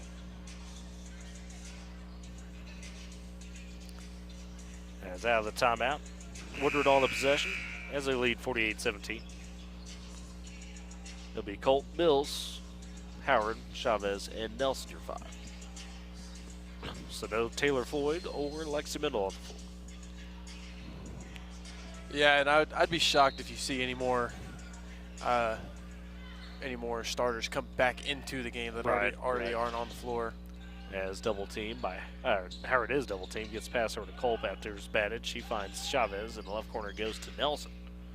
Right side back to Howard. John Marshall sticking to that zone. Mills, they missed Chavez on the backside a couple times there, trying to work it around. Nelson top still dribbles, pulls up for the free throw, shot no good, but foul. Yeah, fouled from behind there. It's always like looking around like, guys, I cut 2 or 3 times of there hit me. Yeah, it's funny. Most of the time their back was to that side, so nobody was really looking that way whatsoever. Lee picks up her first foul. First free throw for Nelson. Dies on the back iron, rolls out. Brewers free throw wise today, 5 of 9. Haven't had a ton of opportunities. Second free throw on the way. Nelson's good. So Bailey with 5. Brewers lead 49-17. Up by a few touchdowns, if you will. This one. 6:03 left in the game. Shot on the way, too strong from Watkins. And then the rebound poked out of bounds, they say, by Woodward. So it stays with the Lady Bears. As Brown, the inbounder, goes to Lee in the right corner. Up top to Watkins. Fires it left side to Holden. She's going to step back, pull up for the 3. That one off the front of the rim. Rebound underneath, though, by Lee. She's double teamed, and Culp has it, but traveled with it. Caitlin rolled over, and I think that's why she had to travel. Somehow got that steal, though, from her. I mean, she was on the ground. Tough steal there. Brown will inbound beneath right block. Goes to Olden on the elbow, guarded by Mills. Olden turns, attacks. Ooh, collision there, and an offensive foul. Good job by Zoe Chavez to draw that one on the charge. Yeah, not only draw it, but to take it. I mean, just put her body on the line right there. Because Olden, one of those players, got a little size for John Marshall. That was not easy. Step in front of him. And Chavez, the inbounder for the Boomers. John Marshall still trying to bring some pressure. I obviously expect that. Last game of the season for them if they lose. So you got to pull out all the stops no matter the score. Right side's Nelson in the corner. Double team, bounces to Colt. Thought about getting back to Nelson, but now the double team comes to her, and it'll be a jump ball. And Caitlin just shoving away Olden a little bit. Fortunately, possession error goes to John Marshall for the Boomers. 5:25 left. Woodward on top, 49-17. As it's Brown across the timeline for the Lady Bears. Picked up by Chavez. Gets a high screen from Olden. Tries to give it to her on the roll, but Chavez intercepts it. Sank back and got it. Across the timeline for Zoe. Right wing to Howard. Baseline to to Culp, trying to catch Mills on the cut. That one gets batted around. Eventually Chavez controls it again for the Boomers. Nobody picks her up top of the key. She pulls the 3. Splashes home to Zoe Chavez. Can't leave her open like that. No, absolutely not. That was way too wide open. And she stepped into it. Made it look like it was practice. 5 points for Zoe today. Boomers lead 52-17. 4:40 left in the contest. Pass gets thrown down in the paint to Chakota, trying to back it out right side, but gets tied up. Jump ball, possession arrow to the Boomers. With 4:38 left in the game. And the Weatherford scorers table trying to liven it up a little bit here with a little quick jump music out of nowhere. Kate Smorin back into the game. Macy Miller as well back in. So the 5 for the Boomers now is Howard, Chavez, Miller, Mills, and Boring. Mills trying to get to Boring, cutting to the paint. That pass gets batted. Promised Jeffrey able to come up with it, and the jump ball forces Chavez. Chavez came running in there. She did. Oh, now we're getting the music back fired up. Possession arrow does go to John Marshall this time. Jump up and get 4:24 left in the game. Boomers lead 52-17. Sir, karaoke night is not today. Sorry. Jeez. No, I'm kidding. As it is Kai Murphy, top the key for the Lady Bears. Right wing to Brown. Wants to attack on Chavez. Cuts her off. Chavez just keeps her backing out right now. In the corner, left side to Murphy. Scanning. Wants to attack now on Bourne, who cuts her off. Top the key back to Brown. Attacks in the paint. Tripped up, and they might call the foul. Yeah, I think they will on Chavez. Kind of gave her a little bump. So Zoe picks up her second. Third of the quarter for Woodward. 3:56 left in the game. Boomers leading 52-18. Again, we'll play the winner of Elk City Community Christian tomorrow afternoon, 1 o'clock, for the Consolation Championship. Winner goes to Area. As it's Murphy top the key. Picked up by Howard. Free throw line to Lee.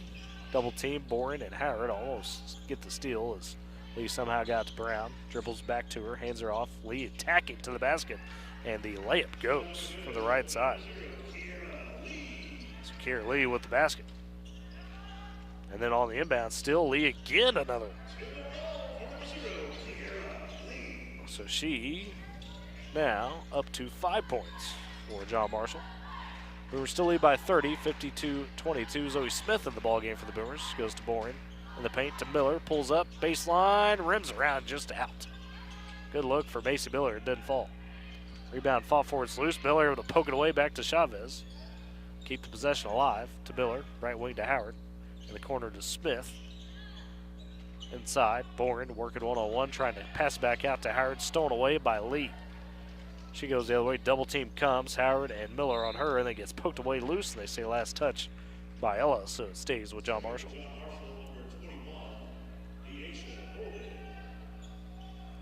.246 left in the ball game. As John Marshall on the possession. Left wing, Brown trying to send it inside to Olden. Bourne steps up, pokes it away. Chavez comes away with it. She's down the left side, cross the timeline. Picks up the dribble, needs some help. Gets it to Smith, top of the key, right side to Miller. Guarded by Promise. Jeffrey gets high screen, does Macy, driving baseline, and they'll say she stepped out. Was trying to kick it around. It looked like maybe either Zoe Smith or Zoe Chavez. 2:22 left in this contest. The boys all looking, ready to get on the court and get after it as Boomers lead 52-22. It's Brown taking it up for the Lady Bears. She's across timeline, top of the key. Free throw line to Olden, head sky for it. Took it. Now we're going to attack on Smith. Maybe got away with the travel. Shot rimmed out. Rebound taken by Barrow. Back down to Olden on the right block. Gets one to blow by her, and the high floater goes. So Deasia Olden, 8 points for the senior. Makes it 52-24, still in favor of the Boomers. Smith right side, down to Boring. On the block, top key to Chavez. Thought about the three, pump fakes, pulls up, left elbow, the two, a little short, followed her shot, put back underneath the rim, and now fight for it, jump ball. Possession arrow should keep it with Woodward, it does. Another substitution as well. As that would be Kaylin Heckert. She'll take out Ella Howard. So now pretty much all the backups in for the Boomers. Really, Chavez the only one in there with the usual significant time. Miller on the inbound, the right corner, goes to Heckert. On the wing, top the key to Chavez. Minute 30 left in the ball game. Chavez blows by her defender, pulls up free throw line. That one short off the front rim. Rebound fought for. Smith had it for a moment. Works his way, though, to Promise Jeffrey. She goes one-on-one the other way for the layup. Good. Promise with her first basket. Makes it 52-26. Brewers lead with minute 9 left in the game. Now Chavez with a travel. Oh, goodness. Pollen counts too much, man. Okay. I'm telling you, I've had the sniffles and sneezes for the last month, it seems like. I'm not alone in that. Other people dealing with it. That's Kai Murphy trying to attack the right side, and she gets it knocked away from her. Good defense by the Boomers. As Brown set the inbound for the Lady Bears beneath the left block. Out to Olden, who thought about the three, but instead will attack on Zoe Smith. The right-handed shot off the rim. Rebound fought for, and they say last touch by John Marshall. It goes to the Boomers. And now the bench cleared. Coach Jones. For the Boswell, Tatum Ray, and then Kennedy Roach also in the ballgame. And also staying on the floor with those three, Macy Miller and Kaylin Heckert. So, not a bad thing. We get everybody playing in this game. Means you have done your job if you're the Boomers, as we talked about at the half. Chance to get those stars did exactly a little what bit they of were rest. supposed to. No injuries so far, obviously, but no injuries in terms of who you are most definitely going to need on the floor tomorrow when you play the winner of the game later. Heckert driving right side, the shot a little short. Rebound taken by John Marshall with 35 seconds as the Boomers lead 52-26. Holden on the left wing. The Lady Bears dumps it down to Barrow, attacking on Ray. Her turnaround shot no good, but she's fouled. As Tatum Ray picks up her first.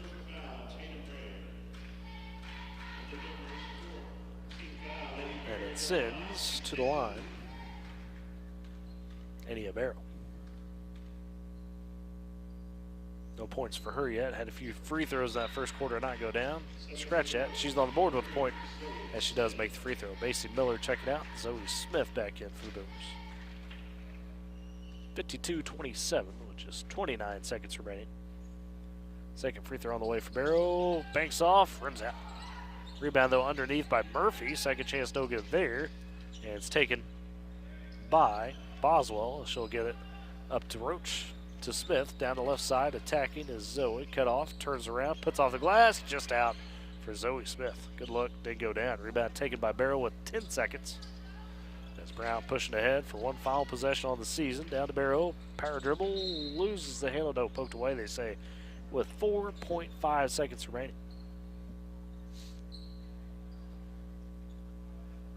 It's John Marshall on the girls' side.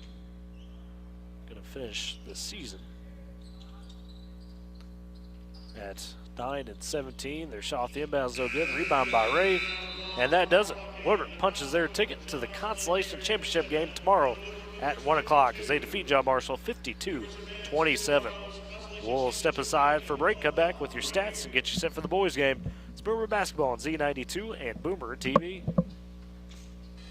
Keep your home safe and secure with Arlo Secure from Pioneer. Our battery-operated doorbell cameras and solar-powered outdoor cameras make it easier than ever to protect your home. Enjoy 2K video resolution and instant alerts day or night, starting at just $15 a month. Visit GoPioneer.com today and enjoy peace of mind with Arlo Secure. Supporting communities in every way, Sealing State Bank is thrilled to bring hometown banking closer to you with a brand new branch in Woodward.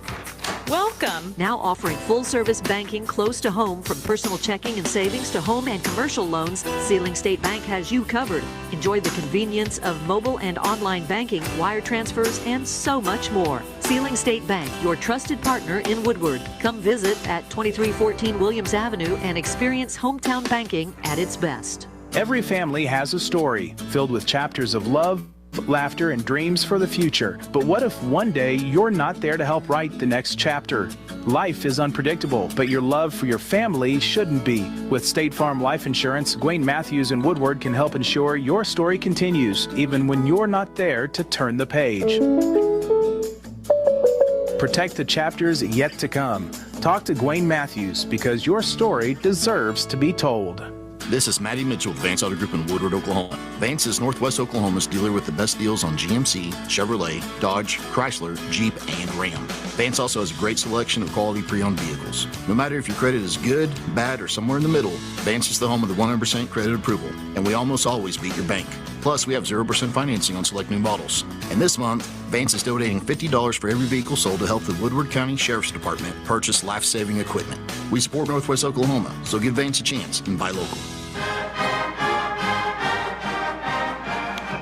Back at the Eagles' nest as Woodward wins it on the girls' side, 52-27 over the John Marshall Lady Bears. Let's take a look at your final stats. Boomers in the second half win the third quarter 13-6. John Marshall did win the fourth quarter 13-10. As far as your leading scores, Lexi Mendel, what a ball game she had today.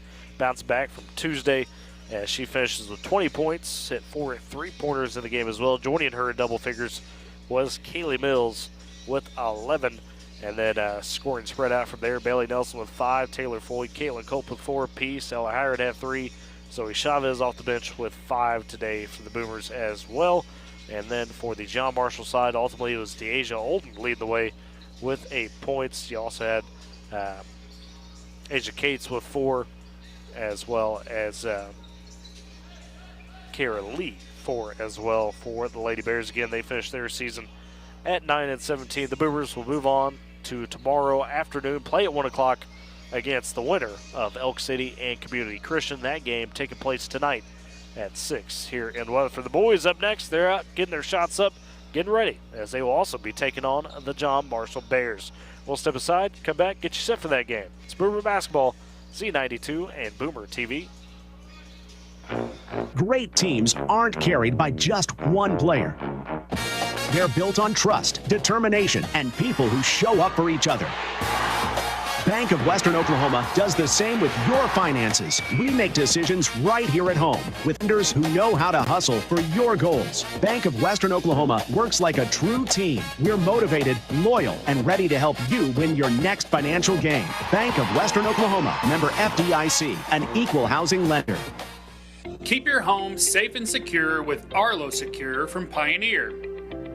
Our battery-operated doorbell cameras and solar-powered outdoor cameras make it easier than ever to protect your home. Enjoy 2K video resolution and instant alerts day or night, starting at just $15 a month. Visit GoPioneer.com today and enjoy peace of mind with Arlo Secure.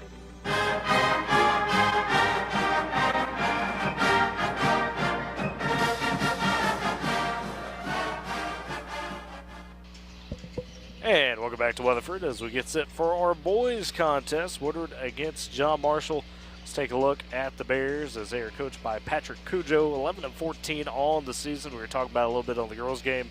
Played a pretty solidly tough schedule. Fell by 5 points to Anadarko earlier in the season and the Mid-First Classic there.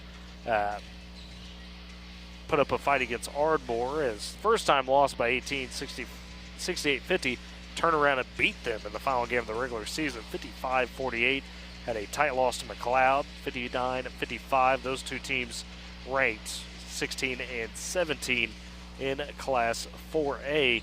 And then the postseason thus far played Oklahoma Christian School, ranked number 14 in 4A for districts. Lost 59-37.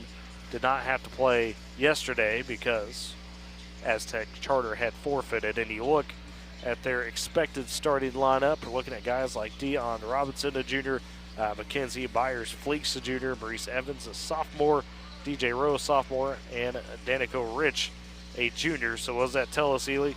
Not a upperclassman-heavy team. Few seniors on the roster. We'll see if they make any changes, but that's who they started in that district game against Oklahoma Christian School. But it's an athletic team, a young team, meaning there's some flashes of potential there, but sometimes it's a little inconsistent for the Bears.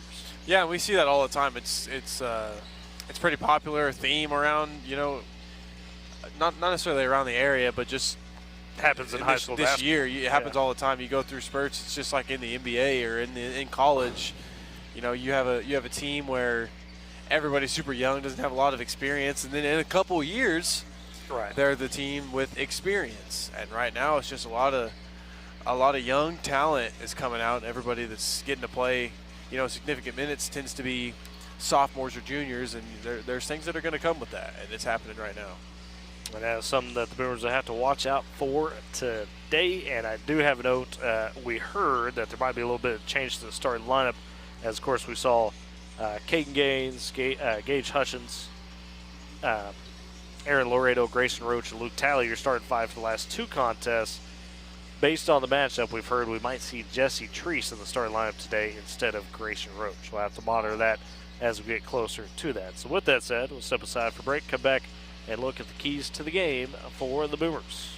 It's Woodward, John Marshall coming up on the boys' side on Z92 and Boomer TV. Every family has a story filled with chapters of love, laughter, and dreams for the future. But what if one day you're not there to help write the next chapter?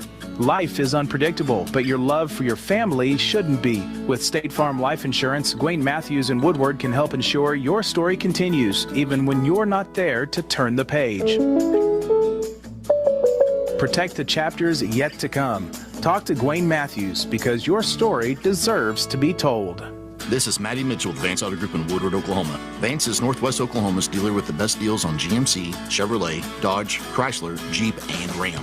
Vance also has a great selection of quality pre-owned vehicles. No matter if your credit is good, bad, or somewhere in the middle, Vance is the home of the 100% credit approval, and we almost always beat your bank.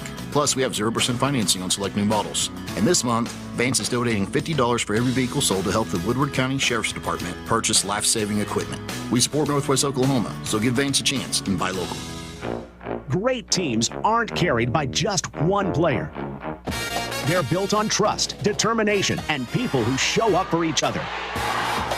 Bank of Western Oklahoma does the same with your finances. We make decisions right here at home with lenders who know how to hustle for your goals. Bank of Western Oklahoma works like a true team. We're motivated, loyal, and ready to help you win your next financial game. Bank of Western Oklahoma, member FDIC, an equal housing lender.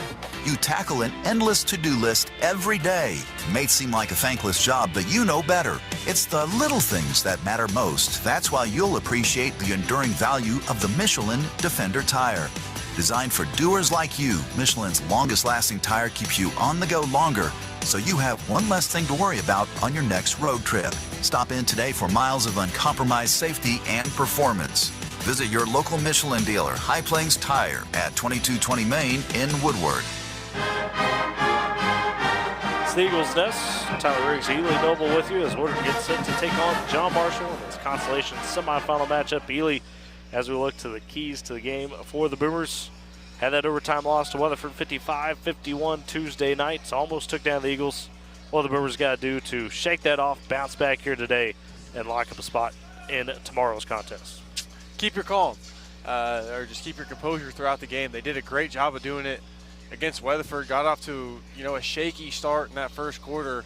Really, that entire first quarter didn't go your way, and then right there in that second quarter, you answered. But against that Weatherford, that tough Weatherford Eagles squad, weren't able to make quarters number 2, 3, and 4 count all the way towards a victory. But if you can do that against this John Marshall team, things might be a little bit different. And this team can get out and run, so don't give them that opportunity. Don't turn the ball over. You turn the ball over, these guys are quick. They can get down and score, within the blink of an eye. So just come out there and play complimentary basketball and play for each other. Your starting lineups, opening tip-off coming up next. It's Boomer Basketball on Z92 and Boomer TV. Keep your home safe and secure with Arlo Secure from Pioneer. Our battery-operated doorbell cameras and solar-powered outdoor cameras make it easier than ever to protect your home. Enjoy 2K video resolution and instant alerts day or night, starting at just $15 a month. Visit GoPioneer.com today and enjoy peace of mind with Arlo Secure. Supporting communities in every way, Sealing State Bank is thrilled to bring hometown banking closer to you with a brand new branch in Woodward. Welcome. Now offering full-service banking close to home, from personal checking and savings to home and commercial loans, Sealing State Bank has you covered.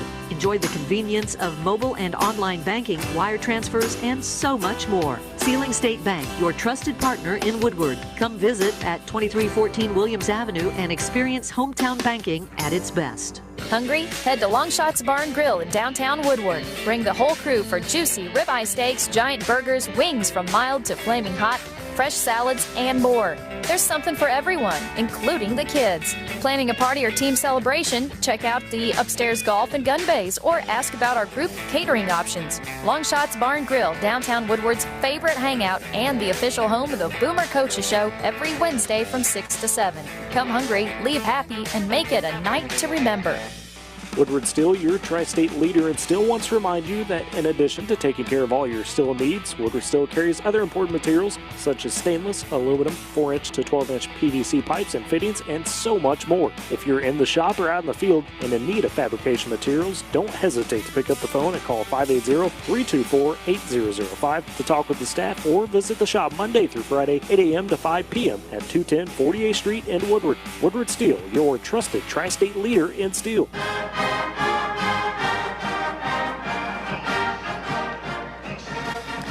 And welcome back to Weatherford as we get set for the Boomers and John Marshall, the Bears, going at it. Boomers, the road team, just like the girls were, as we went with the starting lineup of Aaron Laredo, Luke Talley, Kate Gaines, Gage Hutchins, and Jesse Treese, indeed making that start. For John Marshall, changing up a little bit, Kavion Aiku Sendu, Mike Webb, Jesus Salazar, DJ Rowe, and Danico Rich, the starting five. So a little bit of a change up, not starting Deion Robinson, Mackenzie Byers, Fleeks, or Maurice Evans on the Bears. Bears going right to left in this first half. John Marshall going left to right. And Mr. Noble will have the play-by-play as DJ Rowe tipping off against Kate Gaines. First thing I want to say is Got to tip our hats to this PA guy. He's done a phenomenal job. They've tried to bring the Brought energy. Yeah. The early games, not everybody's here for him, but you know, still keeping the energy going. Anyways, yeah, Boomers all black.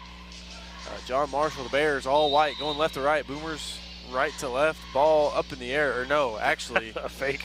Rowe up in the air, not the ball. As off the inbound, Gaines tips it straight forward and gets the assist to Laredo. Won't actually get one, but hits it straight to Laredo for an easy bucket off the glass with the right hand. Up comes the Bears with Webb now into the corner to Ikasenu, and we had a travel and turnover. Back goes the ball to the Boomers. Yeah, Ikasenu kind of hesitated, took a slide step. That was the easy turnover. So the Boomers, hey, good start earlier, but now the press coming for John Marshall. Oh, they changed the position of where the inbound was coming to. Right in front of the coach. As Tally inbounds to Laredo. Laredo in the backcourt. Float pass to Treese. Treese now to Gaines on the right side. Going to rip right. And that ball was poked out by Rowe as he ripped. It's a little more senior heavy in starting line for John Marshall today. As Ikasenu is senior, Mike Webb is senior as well. Salazar just a sophomore though. Gaines inbound to Treese. Treese to Laredo. Back to Gaines. Gaines going to get an easy two as he pump fake. Got Rowe in the air. Went right back up off the glass. Boomers up 4-0, 30 seconds into this one, 7:28 to go. You like the energy early here for the Boomers, show no ill effects of Tuesday night's physical contest. John Marshall on offense with Rowe on the right wing, pulls up in the face of Treese and knocks it down. He's wearing those bright orange shoes. Can't tell, you have to get on that one and see what they are really, but feeling it on early. offense. Hutchins, top of the key, has it. Jab step, going to roll right side, get inside, step through the double team, float shot won't go. Treese the rebound, back up, and that one won't fall either. Defensive rebound taken by Webb. Webb quickly ahead to Salazar. Salazar over to Rich, and Rich floats it in. Quick ball movement by John Marshall. So the Bears take the lead, 5-4, 6:40 to go here in the first quarter. Laredo and Webb picked up quickly, and Webb going to get hit with a blocking foul. It's going to be side out of bounds once again for the Boomers. Yeah, just poking at Laredo. Great job by Aaron to kind of shield that away. Remember, the winner of this moves on to the winner of face the winner of Clinton and Bethany, which will be tonight. Laredo left wing. Action ran for Gaines in the left corner. Thought about a three-pointer, had it tipped out of his hands, able to get it back. Now on the left wing, got it poked out once again, got it again, poked out again. Laredo has it now inside to Gage Hutchins, who floats it in from the left side block to take the lead back for the Boomers. And quickly down the court is Rich. Top of the key three won't go. Gains the rebound. Baseball pass ahead to Hutchins in transition, stops, lets the defender go by. Missed the layup, got his rebound, back up and in. Gage with the quick start. He's got 4. The Boomers answer right back with a 4-0 run. 8-5 now. Boomers lead by 3. Under 6 to play, 5:55. In the corner is Salazar. Salazar over to Rowe. Rowe to the top of the key to Ikasenu. Ikasenu to Rich, and his three-pointer wouldn't fall. Gains the rebound quickly ahead to Hutchins again. That pass is tipped into the hands of Tally. Back to Gaines, back up and in. Gage, back up and in. So Gage, 6 straight points for the Boomers now. How about that by Tally? It's tipped by Salazar like you mentioned, but he just got it right back, hit it over to Hutchins. Right back down is Rowe for a left wing three. Wouldn't fall again. And this John Marshall team, Tyler, yeah, they want to get up and down. Shooting the crap out of the ball right now in terms of getting them up there. Well, that's what we were talking about earlier. Like, they're athletic. They want to be high flying up and down the court. Yeah, it's checking in. Deion Robinson back, or going to check into the game for John Marshall, a guy we've seen start. As Hutchins down the lane once again, his right-hand floater drops through. Gage Hutchins, an 8-0 run right now. Yeah, he's got 8 of the 12 for the Boomers. And great ball movement by Woodward to get him into those spots. Salazar to Webb. And Webb back to another substitution, Maurice Evans. Evans will try a three-pointer. That one rimmed out, gains the rebound. Again, just playing that height. You know, John Marshall's got some height, but not as much as what Kane could do at his full length. Laredo right side. Entry pass to Hutchins. Back outside. Tally, corner three. Rimmed out. Rebound taken from Evans. And Evans to Webb. Webb pushing it up to number 3, Robinson. Robinson dribbles inside. Stop. Over Gaines. Passes it back out Salazar. Salazar in the corner. Entry pass to number 5, Salazar. Excuse me, that was Evans. Passes it inside to Salazar. Yep. Salazar finishes it through the contact. And the other way, Laredo trying to get it to Treese. Overthrew him. And that's a turnover on the Boomers. 12-7, 4.5 to play here in the first quarter. Boomers leading by 5.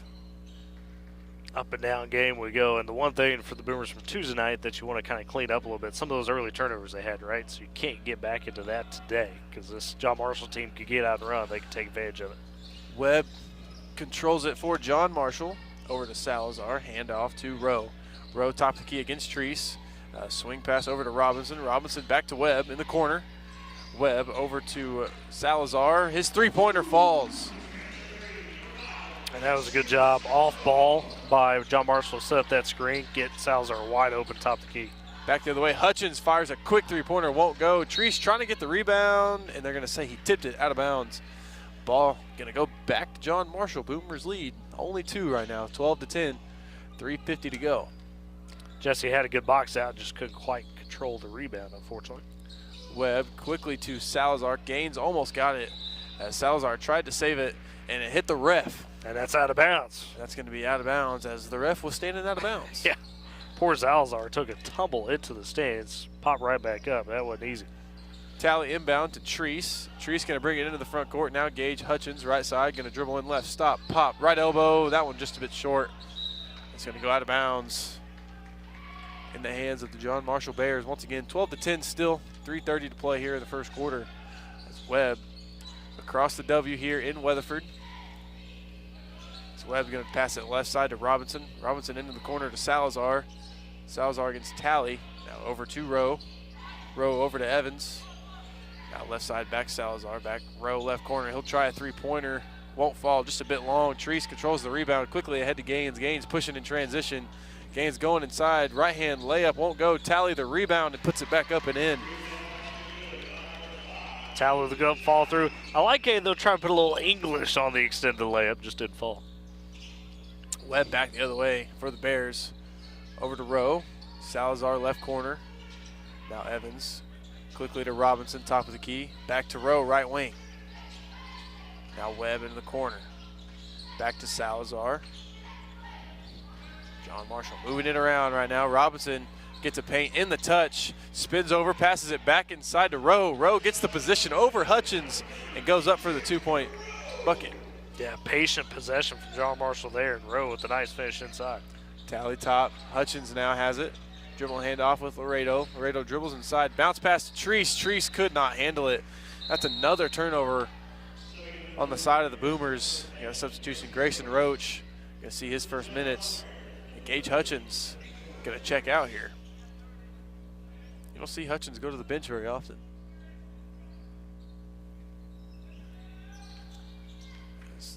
Another substitution as well for John Marshall. Danico Rich back into the game as Maurice Evans couldn't handle the pass from DJ Rowe, and John Marshall turns it over. Yeah, after the Boomer turnover, if you're John Marshall, that's an opportunity to slip away right there. Yeah, 14-12, approaching 2 minutes here in the first quarter. Boomers do control the lead, but just by 2. As Roach has it, 12-foot jump shot. That one just a bit short. Gets his own rebound. Looking for somewhere. Back to the top of the key to Laredo. Rowe picks him up. Laredo orchestrates the offense. Dribbles left, spins back right, going to get inside, and had his ball tipped away by DJ Rowe. Out of bounds. Boomers are a little confused. Tell you what, though, I like how, last couple games we've seen Aaron Laredo be the main ball handler, taking up the court in the half court. He's done a really good job facilitating. I mean, he's constantly scanning, constantly looking for opportunities. Mike Webb going to come out, and that's going to bring in Kavion Ikasenu back into the game. Gaines gets it left wing, thought about a three-pointer, quickly picked up by Rich, fires it anyways. That's an air ball. And Evans gets the rebound but loses it back into the hands of Roach. Roach float pass to Laredo. Laredo has it, top of the key, going to try to get inside, picked off by Rich. Into the corner now, Tally. Tally going to dribble it back out, now go back to baseline, pop, stop, and his shot wouldn't quite fall. And Rowe controls the rebound quickly to Robinson. Robinson gets all the way inside, up off the glass and puts it in. And that ties the game. That was great defense from Laredo. Better finish by Robinson. As Gaines the other way gets inside. His floater won't go. Gaines can't get one to fall. Robinson gets the rebound. Back we go in the other way. And Robinson coast to coast off the glass. That one won't fall. Rebound fought for and tipped out of bounds by Evans. And that's going to be Woodward Boomer ball tied up under a minute, 14 all. And that shot there by Robinson that time affected by Grayson Roach playing it straight up, made him go a little higher. Luke Talley checking out Gage Hutchins back in, as you mentioned. 52 seconds, 14 apiece here in the first quarter. Laredo's got to get past half court quickly, as he finally does as Rowe fouls him as soon as he gets into the front court. Rowe really wants that steal on Laredo. He does. And again, great job by Aaron. He's done that a couple times already in this first quarter where he's just getting poked at constantly. He's able to shield that ball, do a good job of keeping the handle. McKenzie Byers-Fleeks. Byers-Fleeks. Checking into the game for the first time. Gaines inbound to Treese. Treese to Laredo. Back to Gaines. Gaines top of the key. Shot fake. One dribble, one shot. That one won't go. As Ikasenu controls the rebound. Quickly into the front court. Now to Byers-Fleeks. Right corner three-pointer. Got it. But he traveled before the shot went up. Slid those feet as he was taking in the pass to get set to the right, to that right corner. Byers-Fleeks hit the right corner three-pointer, but won't count. It's 26.2 left here in the first quarter. It's tied up at 14 apiece. Gaines gets the inbound, brings it into the front court. Robinson picks him up quickly. Gaines still controls it. Clock down to 15 seconds. Gets the screen from Treese. Going against Rich now. Looking bounce pass inside Treese. Treese goes up with it. Had to swat it away. Rebound, John Marshall. Their pass is tipped off by Laredo. Laredo gets inside. Bounce pass to Treese again, and Treese gets the follow. Aaron Laredo, what a first quarter. 16-14 at the end of one. Boomers get the lead at the buzzer. Got the second quarter coming up after this. This is Boomer Basketball on Z92 and Boomer TV. Every family has a story filled with chapters of love, laughter, and dreams for the future. But what if one day you're not there to help write the next chapter? Life is unpredictable, but your love for your family shouldn't be. With State Farm Life Insurance, Gwayne Matthews and Woodward can help ensure your story continues, even when you're not there to turn the page. Protect the chapters yet to come. Talk to Gwayne Matthews, because your story deserves to be told. Great teams aren't carried by just one player. They're built on trust, determination, and people who show up for each other. Bank of Western Oklahoma does the same with your finances. We make decisions right here at home with lenders who know how to hustle for your goals. Bank of Western Oklahoma works like a true team. We're motivated, loyal, and ready to help you win your next financial game. Bank of Western Oklahoma, member FDIC, an equal housing lender.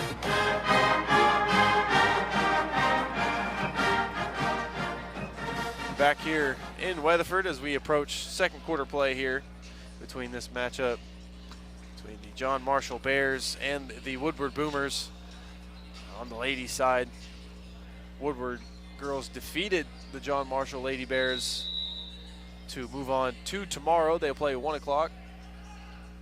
I gotta say, Aaron Laredo just put on a masterclass in that first quarter of how to affect the game without scoring. And that kid did everything, facilitating defense, you name it. And there's a block there. Yeah, first possession for John Marshall, and they try a top of the key three. That shot was blocked by Laredo. On the other end, Talley gets the pass from Hutchins, goes up over the top of the defender, and the Boomers score first here in the second quarter, make it 18-14. And the other way, Salazar going inside and getting the foul on Aaron Laredo. Going to send Jesus Salazar to the line for the Bears. Just his first. Salazar had a three-pointer and a basket inside in that first quarter. Salazar's first free throw is good. The lefty. Well, lefty English. Where's Chris Eubank when we need him? He likes the lefties. Second free throw up, and it's good. Make it 18-16, 7:32 here in the first half. Laredo brings it down for the Boomers. Salazar guarding him closely, catches a screen, double team comes, now bounce pass to Talley, into the corner to Roach, back to Laredo, who skies up for that pass and just flips it up and in before coming down. I'm loving the ball movement right now by the Boomers. It Aaron's up to 4 points. He's affected this game in a lot of ways early. 20-16 now. Boomers up by 4, 7 minutes to play here in the first half. As Rich getting inside, up off the glass with the left hand, won't go, and the follow from Salazar. And he's back up and in. So under 7 now, 20-18. Got a good one here in Weatherford. Bounce pass to Tally. Now back outside to Laredo. Laredo backs up near half court, gets the screen from Tally, takes it. No switch comes, gets inside, goes inside to Roach. Roach shot fake, one dribble, and the floater is good from Grayson Roach. Credit the assist to Aaron Laredo. It's into the corner quickly is Robinson, right corner. As he flips it back out, Salazar. Salazar inside the paint, trying to spin on Gaines. Gaines blocked it away. They're going to call a foul on him. As Salazar basically just put it in Gaines' hand. Yeah, that's tough. Tough break for Caden there. His first foul, second of the quarter for the Boomers. But Salazar, he's been forcing the action. He's got 9 for John Marshall, other 18, and going back to the line after making his last 2 free throws. 22-18. Jesus Salazar trying to make him only 20.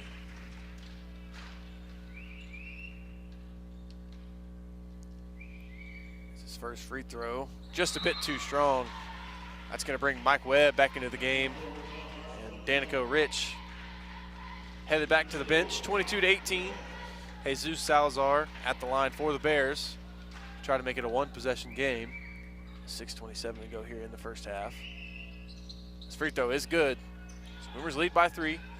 And quickly inbounds to Gaines. Gaines has it. Bounce pass to Hutchins. Quickly to Roach. Roach goes back up and in. Roach with a quick 4 points. Now 24-19, 5-point lead.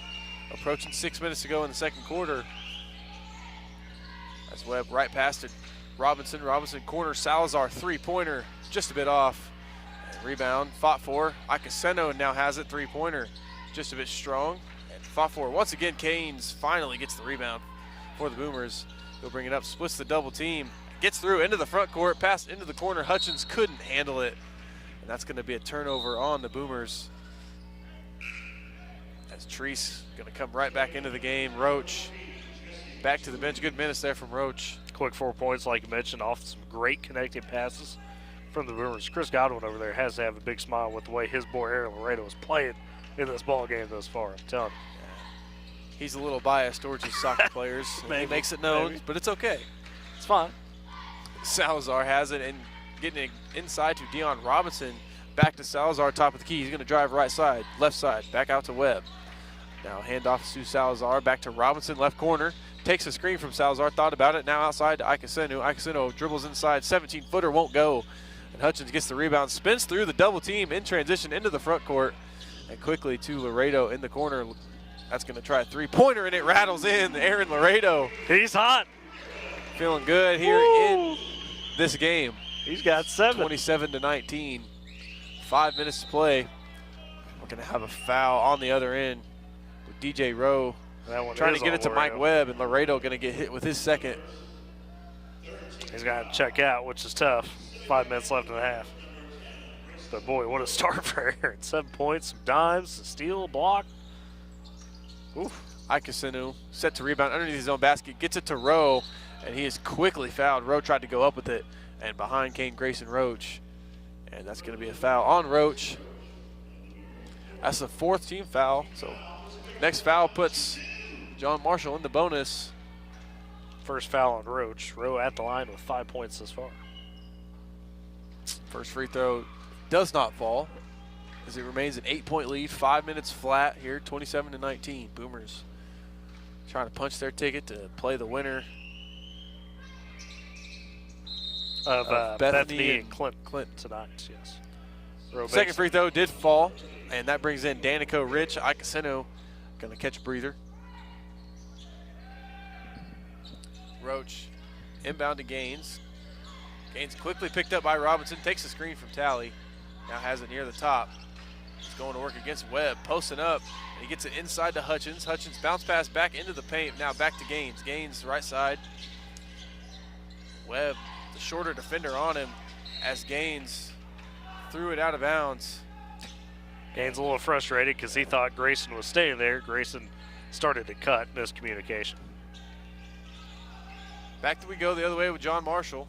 As Webb, top of the key, guarded by Hutchins. Hutchins over to Rich. Rich bounce pass into the corner, Salazar. Salazar gets it inside to Rich. Rich trying to get position on Roach. Ooh. Back outside. Webb, left wing three, just a bit short, gains the rebound. And a baseball pass ahead to Hutchins.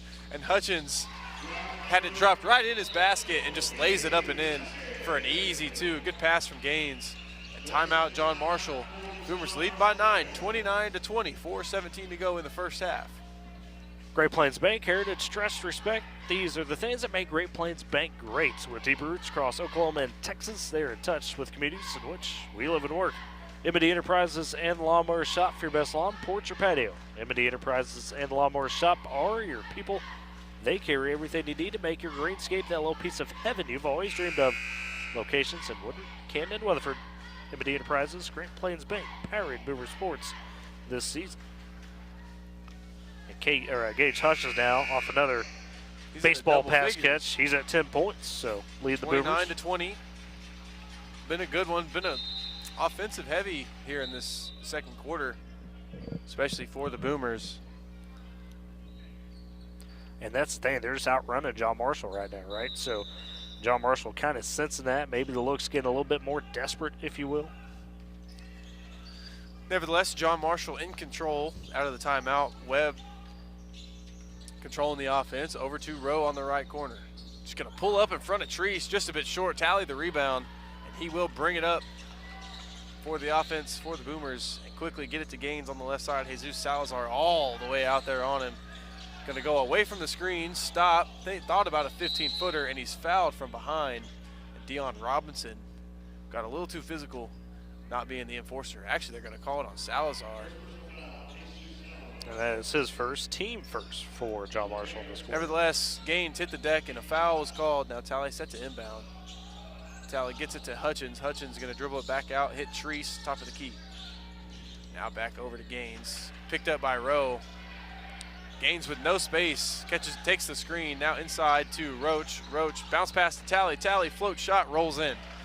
Good pass from Roach, and Tally takes care of the rest. Double-digit lead now for the Boomers, 31-20, 3.5 to go in the first half. Salazar flips it to Robinson. Robinson thought about driving. Gonna pull up, top of the key three-pointer, short. Rebound taken and tipped by Tally. Tally to Hutchins. Hutchins pushes it up. Hutchins inside Roach. Roach going to pull up. Short corner jumper. That one just a bit off. Rebound fought for and taken away from Salazar. Quickly ahead to Rich. Rich going to get inside. Ooh. And he bumps Hutchins. He's going to get called for the charge. Hutchins got the position. Gage got back, and he took a definite bump by Rich. Good job by Gage to absorb that one. Look at this. Hutchins takes the charge and is the farthest one down the court the other way. As he would be, right? Getting quickly ready. Gets up and gets on offense. Hutchins never stops. No, sir. Keeps going. Tell you what, right now, Ely, the buckets that Woodward's getting inside, I mean, every time it's that extra pass doing it. They are being really unselfish right now, looking for these opportunities. They are. John Marshall in the press now. Boomers get by it. Under 3 to play, 31-20. Boomers up by 12. Gaines has it near half court, guarded by Robinson. Goes away from the screen, gets inside, stops, pops. Left elbow jumper, just a bit strong. That's his range. I mean, that's butter for him usually. That one a bit strong. Webb the other way, top of the key, picked up by Hutchins. Scans.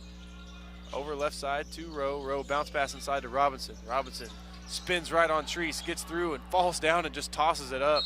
It's going to be out of bounds. Going to go into the hands of the Boomers. Yeah, Robinson thought he was getting a foul. Not the case. Boomers just played him straight up. Tally set to inbound, gets it to Gaines.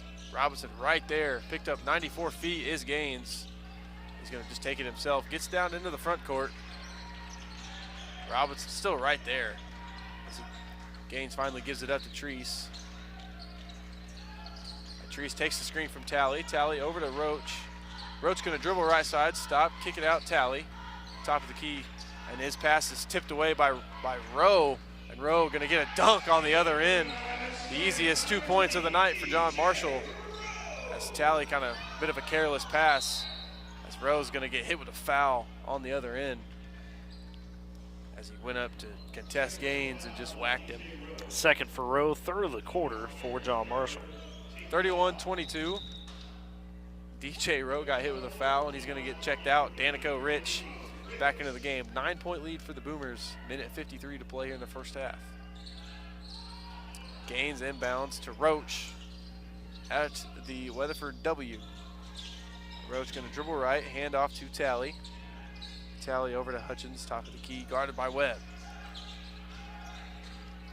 Hutchins takes the screen from Tally, bounce pass to Tally. Tally going up over Robinson, and Robinson Said, get that out of here. And he did. Athletic block, because Talley, he could rise up a little bit and try to get that finger roll, but Robinson on. Still, though, again, the ball movement on display by the Brewers in this first half, for the most part, has been fantastic. You still had a couple of turnovers here and there, but, man, the way they're connecting these passes, it is beautiful to see. Roach sets it inbound from the right corner, and he gets it to Talley. Robinson picks him up, bounce pass to Gaines. Gaines guarded by Evans. Gaines still going away, now takes the screen. Now gets the switch with Robinson. Bounce pass inside to Roach. Good pass there from Gaines, and Roach with the easiest two once again. He's got 6, and that was a bounce pass through 3 people by Gaines. Good catch by Roach as well. Robinson shaking and baking against Gage Hutchins, and his shot won't go. Danica Rich gets the rebound, back up, won't go. Gaines finally controls the rebound after a long fight for it as he floats it to Talley. Talley quickly to Hutchins. Hutchins against Aikosenu. Gaines, top of the key, wide open, got it. Only 5. 36-22. Boomers now up by 14, their largest lead of the game. We got a timeout on the floor. We got an injury timeout. Yeah, as Robinson tweaked his hand or something. I don't know what happened to him. He was tied up with Roach down on the other end, that long rebound chance you were talking about. Maybe just caught the hand wrong. But, Ely, how about this? Boomers up by 14, as you mentioned. Only 5 points from Kate Gaines. I mean, they're doing this in a total team effort right now. That they are. Aikosenu under 50 seconds to play. Boomers up by 14, 36-22. Halftime approaching.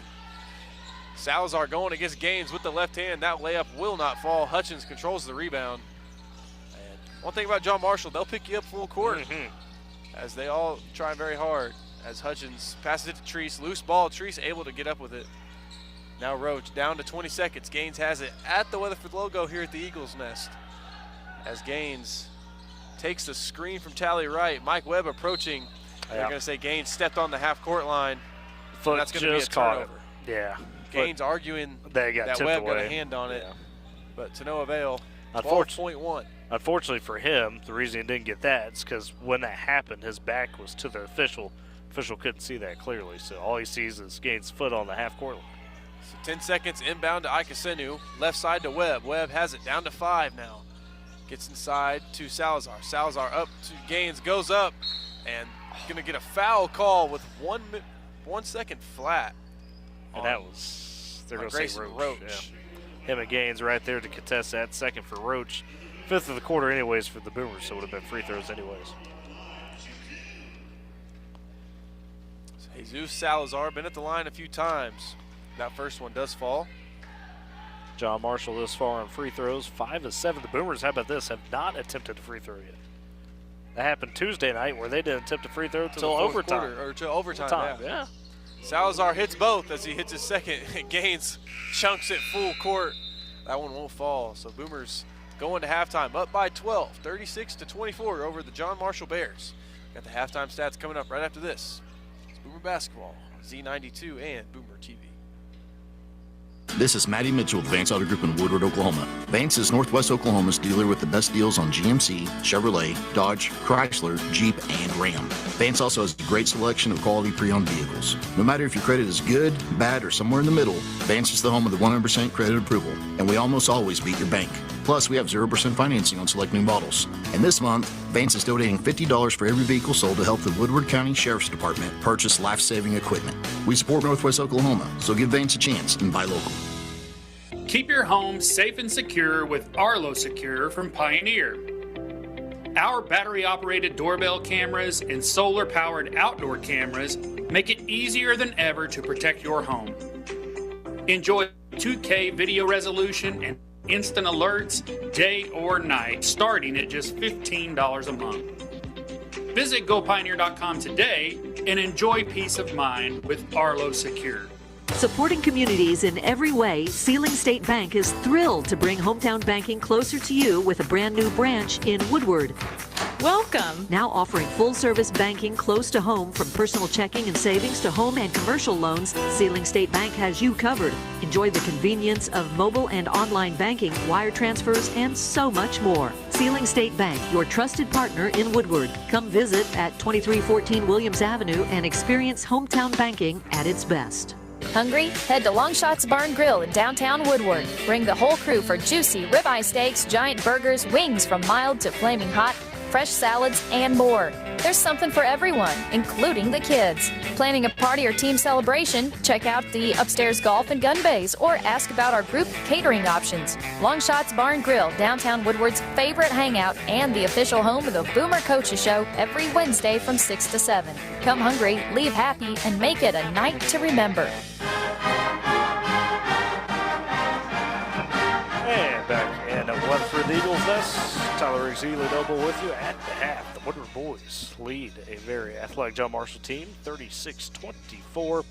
Woodward won that first quarter 16-14, but separated themselves in the second quarter, winning that 20-10. Looking at your leading scores for the Boomers, getting a lot of good efforts from multiple people as Gage Hutchins, 10 points.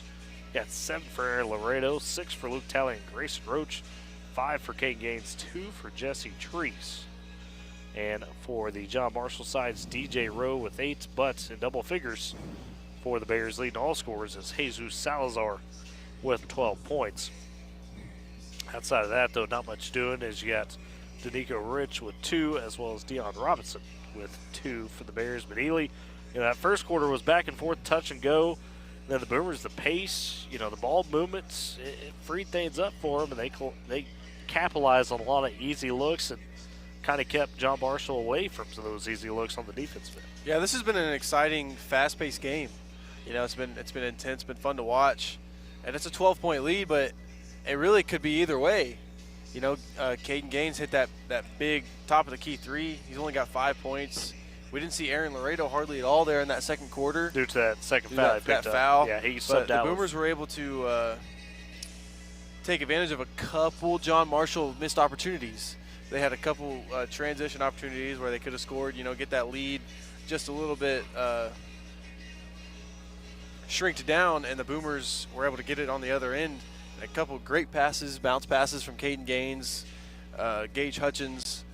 Grayson Roach comes in there, has 6 points, so that 12-point lead is very magnified to John Marshall. Well, we saw it Tuesday night in the Woodward-Weatherford game. We talked about this at the top of the broadcast. It wasn't so much that Woodward just got pulled away from that game, but Weatherford took advantage of just some miscues by the Boomers. Woodward could hit some easier looks, and all of a sudden, you're down. I feel like it's been the same for John Marshall this half. The Woodward Boomers aren't doing anything just absolutely spectacular, but they're executing right now, whether that be in transition, whether that be in the half court, or John Marshall just is not. Yeah, this is a 12-point lead that could be 4 going into the fourth quarter. Right. This John Marshall squad has the ability to hit shots. They have the ability to get steals. That's one thing.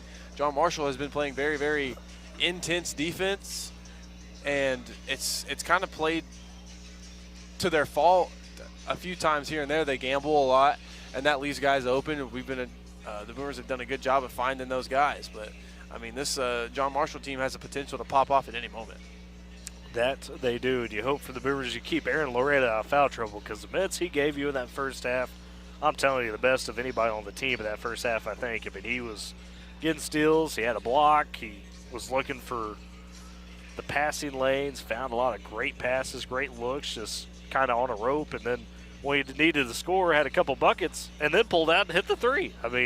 Incredible first half for him, so he's got those 2 fouls. As far as anybody else in terms of foul trouble for the Boomers, you wound up not too terrible. Grayson Roach did pick up that second right before the end of the half, but outside of that, Kate Gaines, the only other person with a foul. He's got just one.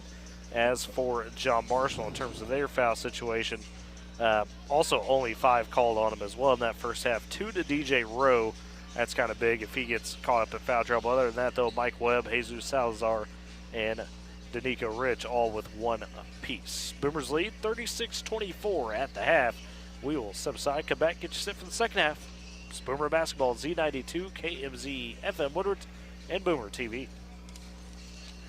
Every family has a story filled with chapters of love, laughter, and dreams for the future. But what if one day you're not there to help write the next chapter? Life is unpredictable, but your love for your family shouldn't be. With State Farm Life Insurance, Gwayne Matthews and Woodward can help ensure your story continues, even when you're not there to turn the page. Protect the chapters yet to come. Talk to Gwen Matthews because your story deserves to be told. Great teams aren't carried by just one player. They're built on trust, determination, and people who show up for each other. Bank of Western Oklahoma does the same with your finances. We make decisions right here at home with lenders who know how to hustle for your goals. Bank of Western Oklahoma works like a true team. We're motivated, loyal, and ready to help you win your next financial game. Bank of Western Oklahoma, member FDIC, an equal housing lender. Woodward Steel, your tri-state leader in steel, wants to remind you that in addition to taking care of all your steel needs, Woodward Steel carries other important materials such as stainless, aluminum, 4-inch to 12-inch PVC pipes and fittings, and so much more. If you're in the shop or out in the field and in need of fabrication materials, don't hesitate to pick up the phone and call 580-324-8005 to talk with the staff, or visit the shop Monday through Friday, 8 a.m. to 5 p.m. at 210 48th Street in Woodward. Woodward Steel, your trusted tri-state leader in steel. You know, nowadays it seems like nothing is built to last. Like phones, appliances, cars, computers. But the new Michelin Defender 2-tire is designed to outlast. With a quiet and comfortable ride, you'll have the confidence you need on the roads, whether they're wet or dry. So goodbye to short-lived, and hello to something that lasts. Visit your Michelin dealer, High Plains Tire, at 2220 Main in Woodward. Tyler Riggs, Ely Noble, and Weatherford as is ordered on top 36-24. The Boomers lead in this boys contest. Want to get you updated on a couple of those other games we were talking about earlier on the girls' side. Moreland holds off for Apple Butler 55-47. The Lady Bearcats going to the Consolation Championship game tomorrow in area 6 o'clock. They will play the loser of tonight's Amber Picasso Okarche game. The winner of tomorrow night punches their ticket to state. The other team, pack it up, you're done for the season. In B1, Hammond comes back and outlasts Balco Forgan 47-45. Tough one there. Hammond will now play the loser of Sealing Calumet. That game taking place tonight at Woodward High School. And then in Class B2, Arnett pulls away from Buffalo in the second half, 57-45. Tough fight for the Lady Bison. And Arnett moves on. They'll play the loser of tonight's Leedy Chattanooga game. We'll have that on K101. And your boys contest quickly before we get to the start of the second half here. You have Drummond losing to Amber Picasso right now, 30-21 in the second quarter, it looks like. That's Class A. In B1, Pond Creek under the Panthers up by 10 over O'Keene, 26-16 there in Woodward. And then in B2, you have Chattanooga up by 1 over Sweetwater, 27-26 at the half. All right, here we go. Second half play. Gaines gets the inbound from Talley to begin things. 7:50 already. Gaines trying to float past it to Talley, tipped away, but tipped all the way out of bounds on the other end of the court, and the Boomers will get it back. As 5 for Woodward, that starting 5 of Treese, Laredo, Gaines, Talley, and Hutchins. And Icasino, Salazar, Rowe, Webb, and Robinson, the starters out there for the John Marshall Bears. Hutchins has it in the backcourt, caught the pass from Treese, bounce pass to Talley into the right corner, back to Hutchins. Hutchins to Laredo, cross-court pass to Gaines. Gaines near half court. That same action look as Gaines wanted to get it to Talley, faked it, going to dribble inside, tried to get the bounce pass to Hutchins, stolen away by Icasino. Icasino down the lane, coast to coast with the left hand off the glass. So the Bears strike first here in the third quarter. 10-point lead now, 36-26. 7-12 to go here in the third. Now Laredo has it guarded by Webb. Seeing this screen from Talley. Picked up his dribble, did Laredo, now gets it to Gaines. Gaines, right wing three-pointer up over Salazar and splashed it. Toughest look of the day, and of course, Kate makes it. Of course it goes in. As Robinson shaking bacon against Talley, they're going to call him for a double dribble. That's a turnover. Good defense from Talley. Is Robinson not happy with that? That he's not. 39-26, 6:49 to go third quarter. Talley inbounds to a wide open Hutchins. Hutchins going to dribble inside against Rowe. Lost it, got it back, flipped it to Laredo. Laredo used his head to get it, and fading away jumper. That 8-footer just a bit short by Laredo. Rebound taken by Rowe quickly to Icasino. Icasino gets inside, kicks it out. Webb, three-pointer, just a bit short over the top of the backboard. Gaines gets the rebound. Slow it up, gets to Laredo. Laredo into the corner to Treese. Treese just had it taken away from him by Salazar. Salazar up ahead to Rowe. Rowe driving in, gets in the paint. Right-hand floater, that one's good. Over Tally. Rowe in double figures now with Salazar for the Bears. He's got 10. 39-28, 6 minutes to play, third quarter. Gaines over Robinson right now. Looking for the screen, gets one from Tally. Picked up his dribble as Rowe was coming for it. He gives it to Tally, back to Gaines, and Gaines goes up and had it swatted away, hit off his chest. And that's going to be a turnover on the Boomers. And back Bears ball as Danico Rich, the original starter, checking in for Jesus Salazar. Gaines wanted the foul and a take. Nice little give and go. Just didn't get it. And they've let them play physical. We talked about it. Only 5 fouls apiece for each team in that first half. Icasino into the front court, has 2 different shoes on, or mismatched. As he hands it off to Mike Webb. Webb scanning. Hands off right side to Rich. Rich brings it back to the top now. Icasino left side.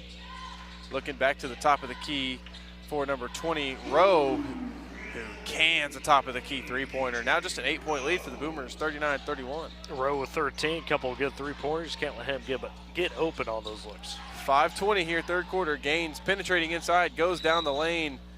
It went up with a floater and got fouled by Robinson. Shot came up a little short because he got hacked on the arm. It's only the first on or outs and first of the quarter for either team. And the first free throws of the game for the Boomers. And Gaines is the recipient of those. 39-31, 5:15, third quarter. Gaines' first free throw is good.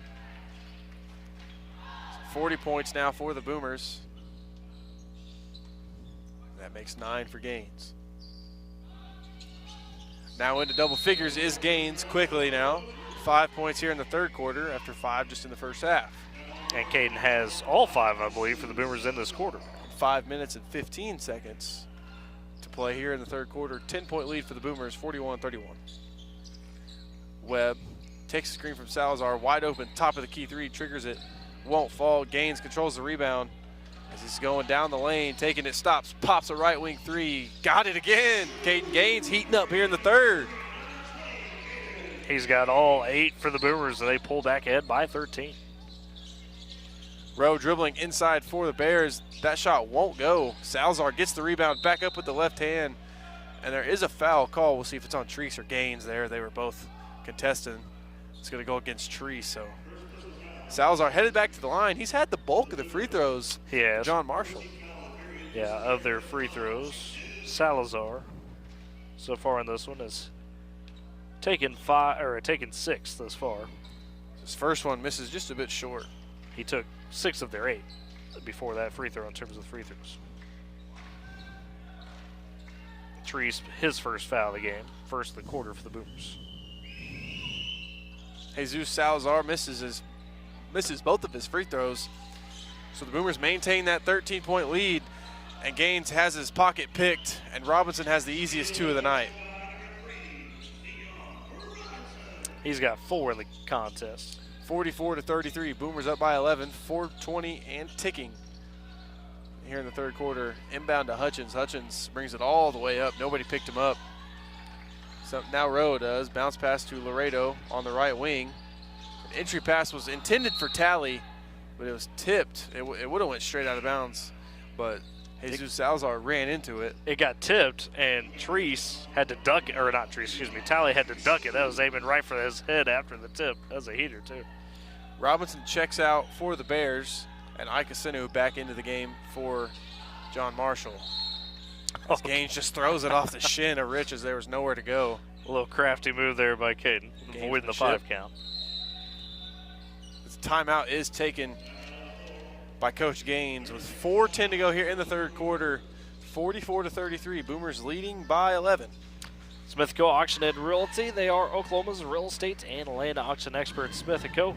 is your top choice for all your land auctions and real estate needs. Call them 580-254-3975 or email Ira at smithcorealestate.com.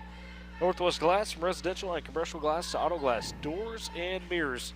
Northwest class, they've got you covered. They do it all with expert care, quality service. Visit 611 Texas Avenue or call them 580-256-4324. That's Northwest Class, Smith and Company Auction and Realty, powering Boomer Sports this season.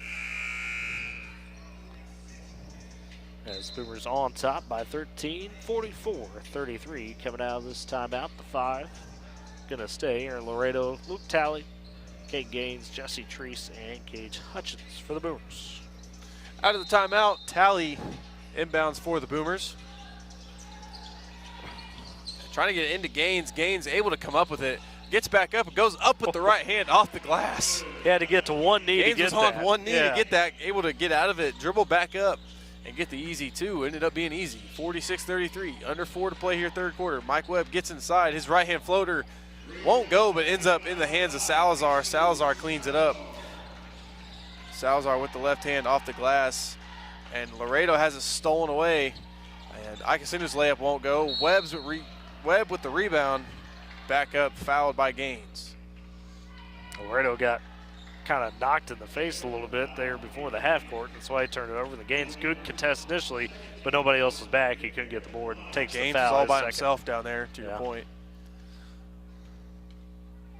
So Mike Webb will shoot 2.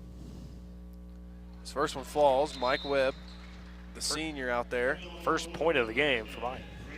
Been the point guard for him most of the game. Done a good job. Aaron Laredo checking out. Grayson Roach back in. Robinson set to check back in for John Marshall as well. Webb hits his second free throw. And in comes Robinson and Danico Rich checking back out. So John Marshall running a lot of substitutions in and out. They're a little bit deeper on the bench. Show to have a lot of trust in the bench as Talley bringing it into the front court for the Boomers, trying to go coast to coast with the right hand. That one would not go. Icasino the rebound, quickly ahead to Webb, now to Robinson. Robinson up with the right hand, it's good.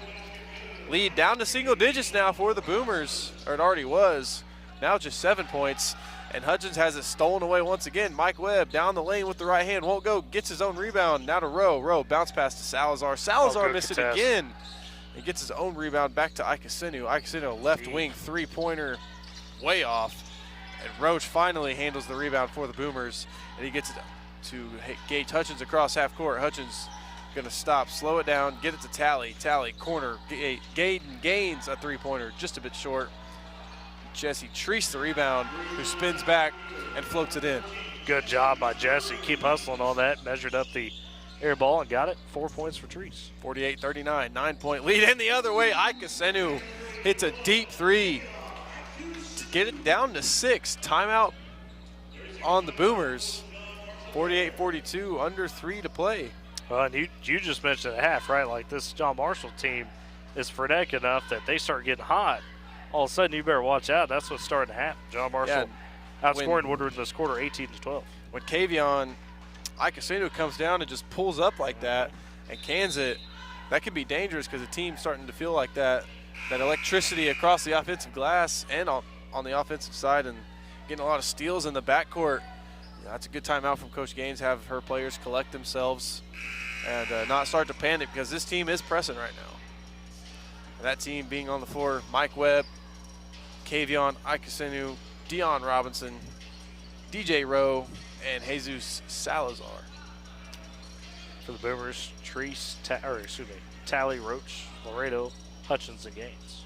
So Aaron Laredo checking back in to the game during that timeout for Treese.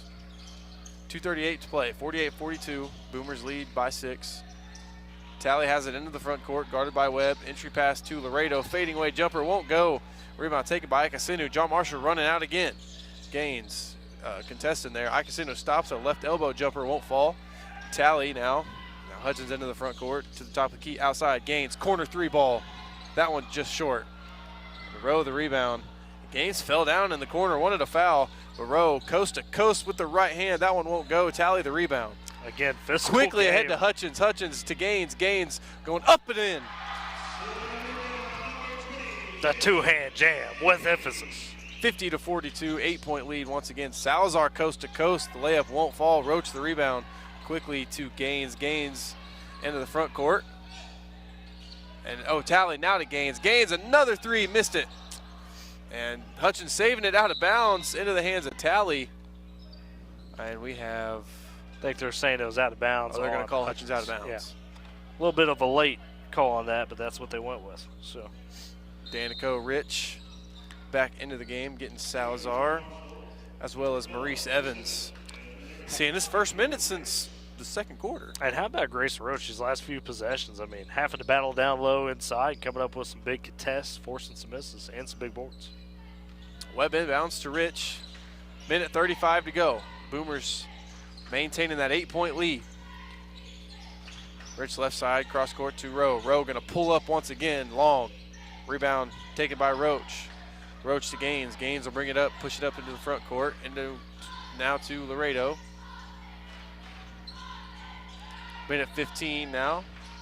Opposite side to Roach. Now free throw line to Hutchins. Hutchins, a great pass inside to Roach, and Roach just couldn't handle it. Yeah, he thought it was going to get poked away, and it just wound up squeaking through there. So turnover for the Boomers. A minute 11 to go, third quarter. Luke Talley out, Jesse Treese back in for the Boomers. So Webb brings it into the front court for the Bears. Action going on in the paint as Webb tried to get it to Rowe. Rowe wasn't quite ready for it. Rowe somehow able to control it, and he's trying to get around Treese and just wrapped around him. Treese never moved, but he's going to get a foul call on him. Yeah, give him the block, right? You mentioned it, wrapped around. Treese did move. It's not so much that Treese did anything aggressive, but you got to keep your feet moving with Rowe there, because then that changes that to turnover. Second foul for Treese, third of the quarter for the Boomers. Evans will inbound for the Bears as he gets it into Webb. Laredo trying to get the steal, can't get it. Now Webb to Robinson. Robinson to Rowe, corner three-pointer. I believe that was tipped by Roach. Yeah, great contest into the hands of Jesse Treese, who got around the double team and gets it to Laredo safely. 42 seconds remaining, third quarter. Entry pass to Treese. Treese had it swatted away by Rowe. Rowe coast to coast, trying to get it to Evans. Stolen away by Hutchins. Hutchins to Gaines. Gaines to Treese. Treese to Roach. His layup won't go. Roach gets the offensive rebound. And back up, and he's fouled by Mike Webb. And Roach will head to the line. Jesse and Grace are like, man, we were both right there. Just couldn't fish one. Way to stick with it, though. Get the foul and go to the line. 27 seconds here in the third quarter. Roach at the line. That foul being on Mike Webb. As Roach hits his first. Second of the game for Webb. In comes Luke Talley, out goes Aaron Laredo, and in comes Ike Asinu, out goes Robinson for the Bears. It's a 9-point lead now, 51-42. Roach, his second free throw, trying to make it a double-digit lead, and can't do it. As Roach splits a pair, now Webb has it, bringing it into the front court for the Bears. Down to 20 now. Over to Ike Asinu, top of the key, going to dribble inside, stop, pop, and elbow, jumper, falls. Tough shot there from Ike Asinu. 51-44, 10 seconds. Gaines going coast to coast with the right hand and is fouled by Salazar. And had a little behind the back, little crossover. I can send it to 7 points, and that was about as well as you could contest it from Gage Hutchins. He still made it. Tough shot. Tough shot. Didn't even hit the rim either. 7.2 seconds to go here in the third quarter. Boomers lead by 8 now after Gaines hits his first free throw. And Gaines with a big third quarter, 13 in this frame. He's up to 18 on the game. 13 of the Boomers' 16 points Gaines has had. Now 14 of the 17 as Boomers lead by 9. Gaines makes both free throws. Dawson Hecker going to get the last 7 seconds of the third quarter, make sure Gaines does get a foul. Hecker checks in for Gaines on the defensive end. Hecker picks up Ike Asinu full court, still with him, down to 2 seconds. That's going to be a turnover on the end of the Bears. And Coach Gaines is going to immediately check Gaines back into the game. Yeah, with 1.8, why as not? well as Laredo. And Heckert and somebody got to come out for Woodward. Treese, there you go. So just 1.8. Gaines still going to make substitution, and Talley threw it away into the hands of Rowe. Rowe couldn't get it to fall, and Gaines chucked it full court once again. That one won't count as he didn't get it off in time. That's the end of the third period. Fourth quarter coming up after this. This is Boomer Basketball, Z92 and Boomer TV. This is Matty Mitchell with Vance Auto Group in Woodward, Oklahoma. Vance is Northwest Oklahoma's dealer with the best deals on GMC, Chevrolet, Dodge, Chrysler, Jeep, and Ram. Vance also has a great selection of quality pre-owned vehicles. No matter if your credit is good, bad, or somewhere in the middle, Vance is the home of the 100% credit approval, and we almost always beat your bank. Plus, we have 0% financing on select new models. And this month, Vance is donating $50 for every vehicle sold to help the Woodward County Sheriff's Department purchase life-saving equipment. We support Northwest Oklahoma, so give Vance a chance and buy local. Supporting communities in every way, Sealing State Bank is thrilled to bring hometown banking closer to you with a brand new branch in Woodward. Welcome. Now offering full-service banking close to home, from personal checking and savings to home and commercial loans, Sealing State Bank has you covered. Enjoy the convenience of mobile and online banking, wire transfers, and so much more. Sealing State Bank, your trusted partner in Woodward. Come visit at 2314 Williams Avenue and experience hometown banking at its best.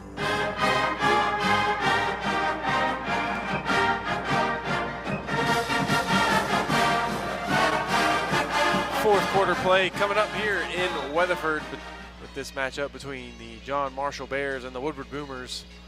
And the winner gets a chance to make it to area, as they'll play again tomorrow in the regional consolation bracket.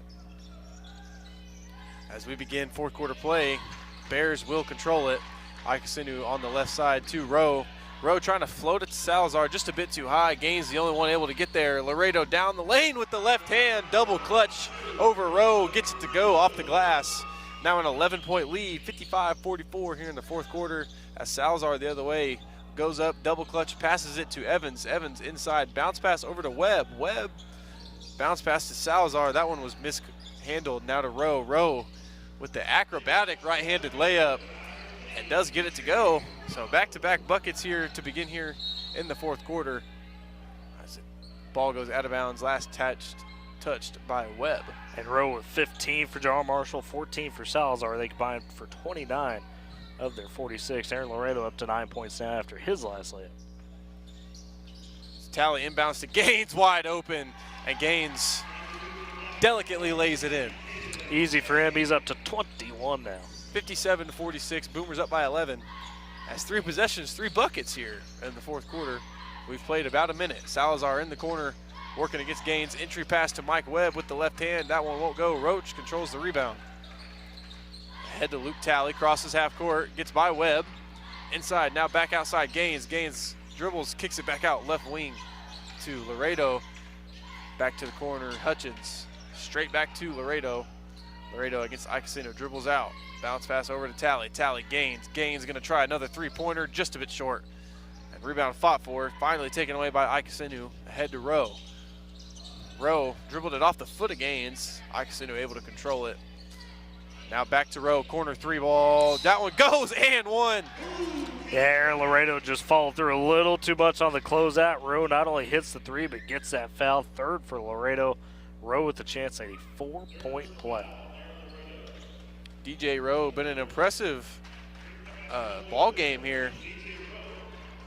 Well, when I talked to Coach Greg Ruby the other day about what John Marshall had, I mean, he talked about DJ Rowe being a guy you've got to watch out for.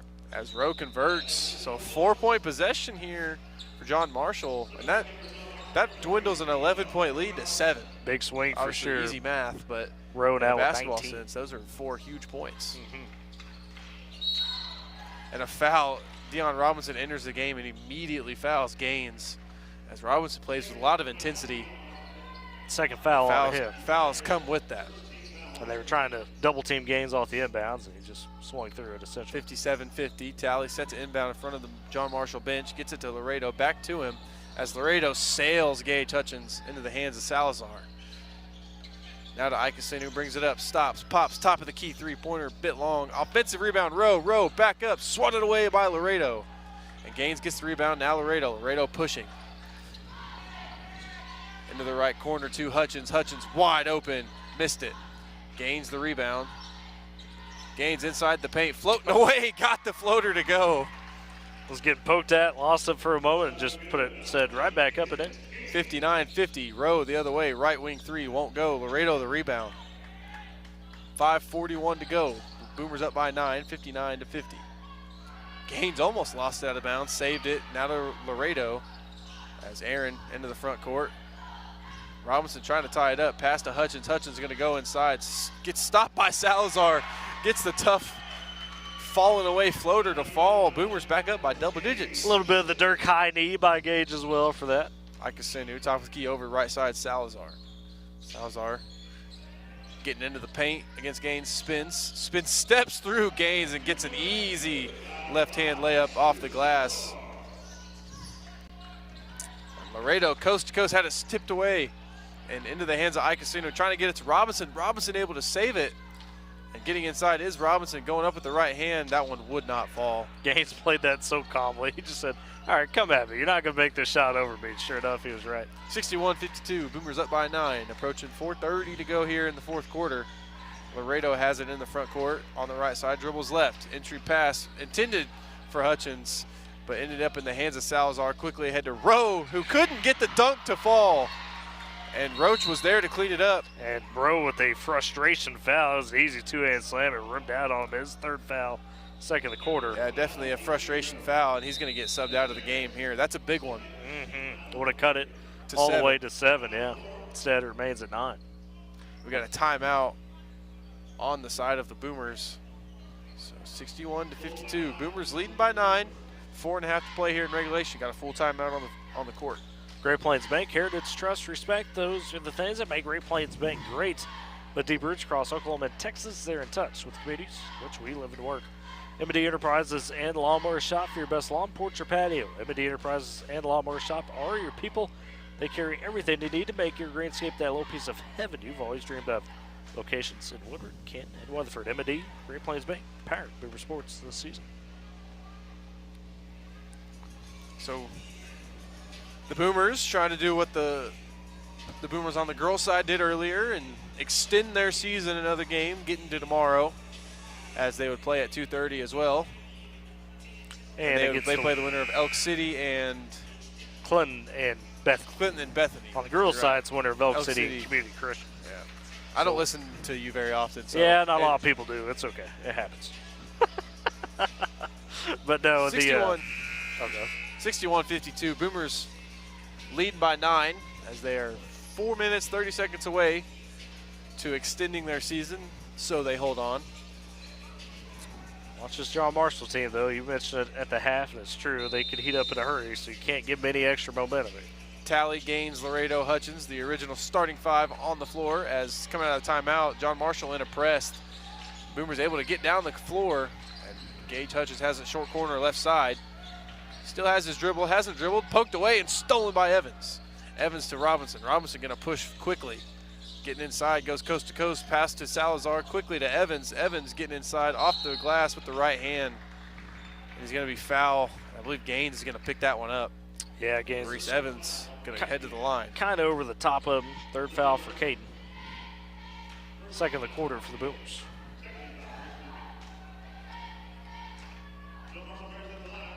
Evans can cut it to 7, makes a pair here, which won't happen as he misses his first one. 4:06 to play. John Bears Marshall trail by 9. 9 of 14 from the free throw line. Boomers 5 of 6. As Evans misses both, Treese gets the rebound ahead to Gaines. Gaines pushing in transition. Bounce pass to Hutchins. Hutchins with the reverse layup, won't go. Rebound tipped into the hands of Laredo. Laredo could not get his floater to fall. Salazar comes up with it. Salazar getting through with some crafty moves. Pass to Rich, and Rich gets it up off the glass, plus the foul. So Rich with a three-point play opportunity. And how about those moves from Salazar? Big man in the open court, made it work. And they get Tally for his first. So lead down to 7. And how about this, Tyler? After all that happened, nope, John Marshall, coach, sent his substitutions back to the bench and now sending them back to the scorer's table. Danico Rich with 5 points now as he checks out. Ikasinu, DJ Rowe checking back into the game, and that's going to do it for Maurice Evans and Danico Rich. Inbounds now has Laredo in the front court to Tally as the three-point play did succeed. 61-55. Boomers only up by 6 now with 3:30 to go. Gaines passes to Laredo. Laredo goes up and caught a body, but it's going to be called out of bounds Last touch by Laredo. Yeah, so it was blocked off of him. He tried to let the man blow by, did, but the shot blocked off of him. Oxino inbounds to Rowe. And back to him. Bears got a chance to cut it to a one-possession game here. Oxino top of the key. Quickly picked up by Laredo to Rowe, right side, inside to Salazar. Going to work against Gaines. Gets inside the paint. Floater with the left hand. Won't go. Gaines gets the rebound. Good defense there from Caden Gaines. Down to 3 minutes here, third quarter. Tally to Treese. Treese takes the dribble smartly and pulls up and got one to go. Jesse almost traveled with it, took the quick dribble. 6 for Jesse. Makes the lead 8 now for the Boomers. Salazar wide open, left wing three-pointer, long. Laredo controlling the rebound, under 3 here. Now Tally has it in the backcourt. Mike Webb picks him up. Tally bounce pass to Hutchins. Hutchins quickly to Caden Gaines. Gaines just a step inside half court. Just got to play smart here for the Boomers. Don't rush the possession. Double team comes. As you mentioned, they get the turnover, do the Bears. Mike Webb to Ikasinu. Left hand layup is good. It's John Marshall playing with a lot of intensity on the defensive end as they can sense their season coming to an end. 63-57. Boomers lead by 6. Approaching 2 minutes here, fourth quarter.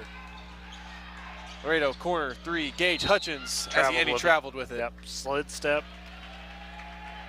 And you're 2:08 to go. I know Gage is thinking open shot, but I mean, you're up by 6. Pull that out, run some clock. Yeah, I agree. So a mental error there for Boomers. As another thing, Gage is thinking he can hit it. He's got all the confidence in the world to shoot he's that. wide open, but just got to evaluate time, situation. Ikasinu the other way with Rowe now. Under 2 to play.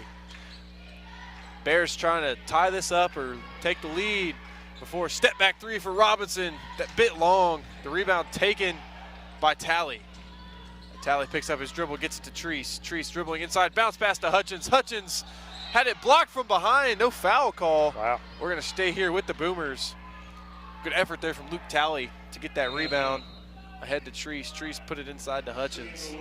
Hutchins had it blocked away.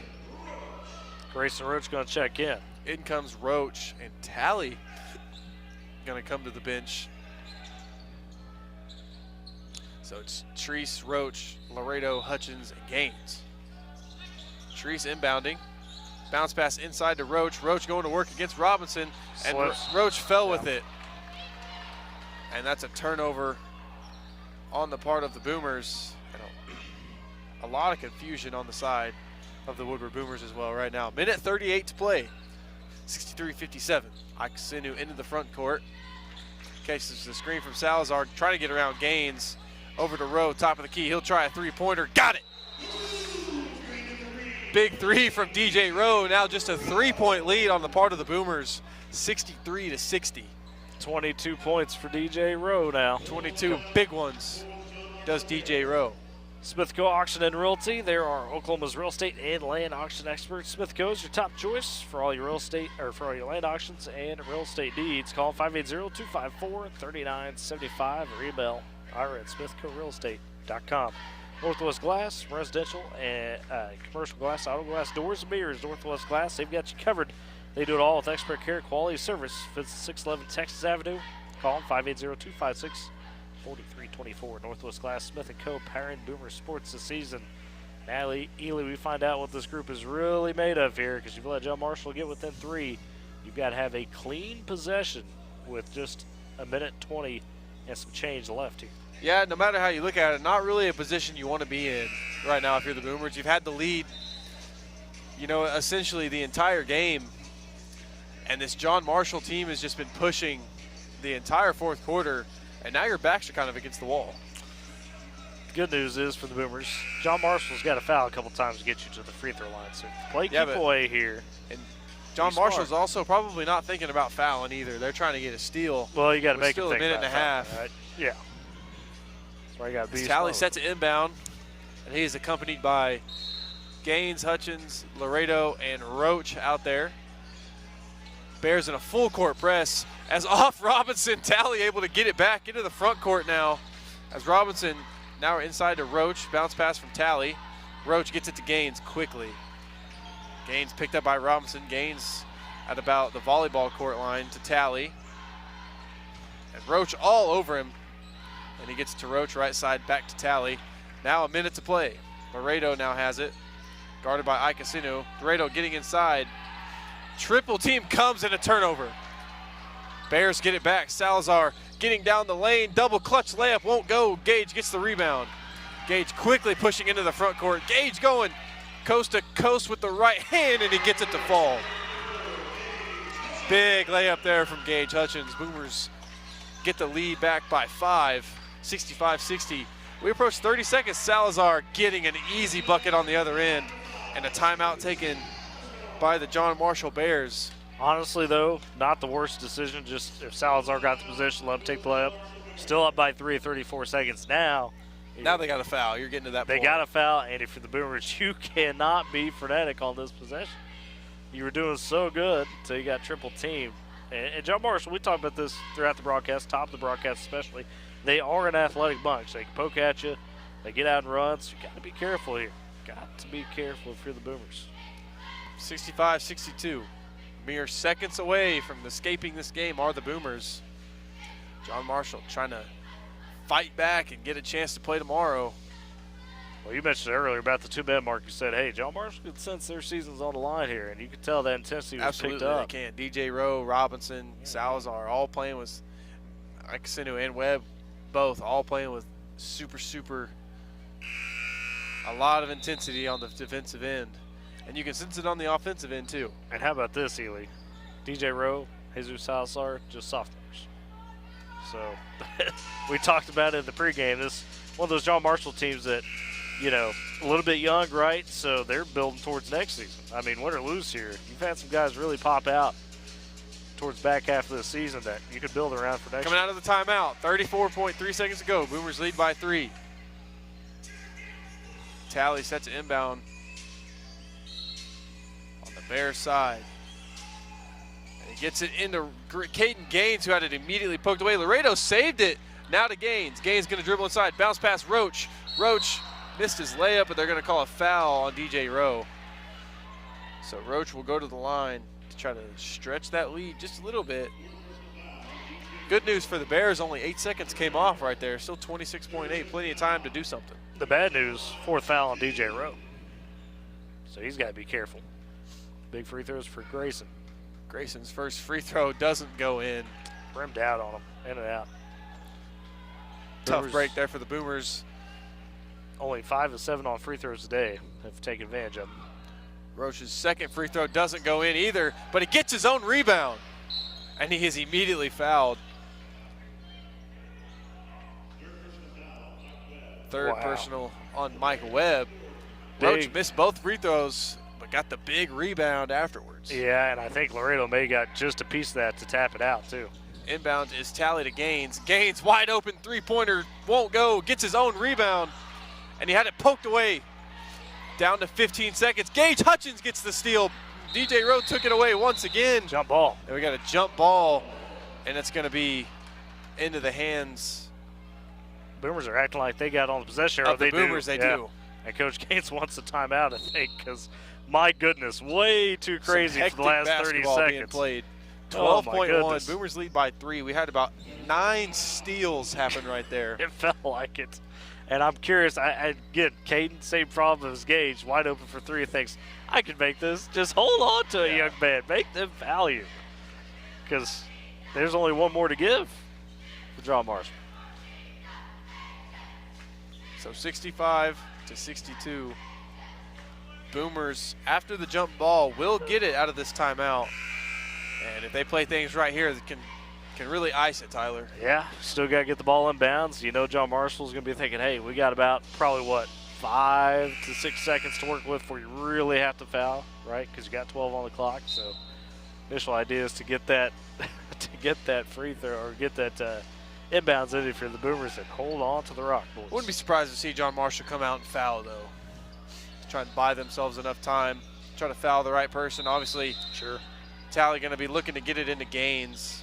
As he does, Gaines, it was stolen away. Inbounds pass is stolen. DJ Rowe has it. Now 5 seconds. Rowe stops, top of the key, three-pointer, air ball. So 3 seconds flat, 3.1 seconds. And the Bears are just stunned right now. And it was Aaron Laredo on the contest yet again. All 5 of them just beyond themselves. And Tally now has it into Cage Hutchins, who gets an easy 2 to end it. And that will end it 67-62. The Boomers buy another day of basketball as they'll play tomorrow at 2:30.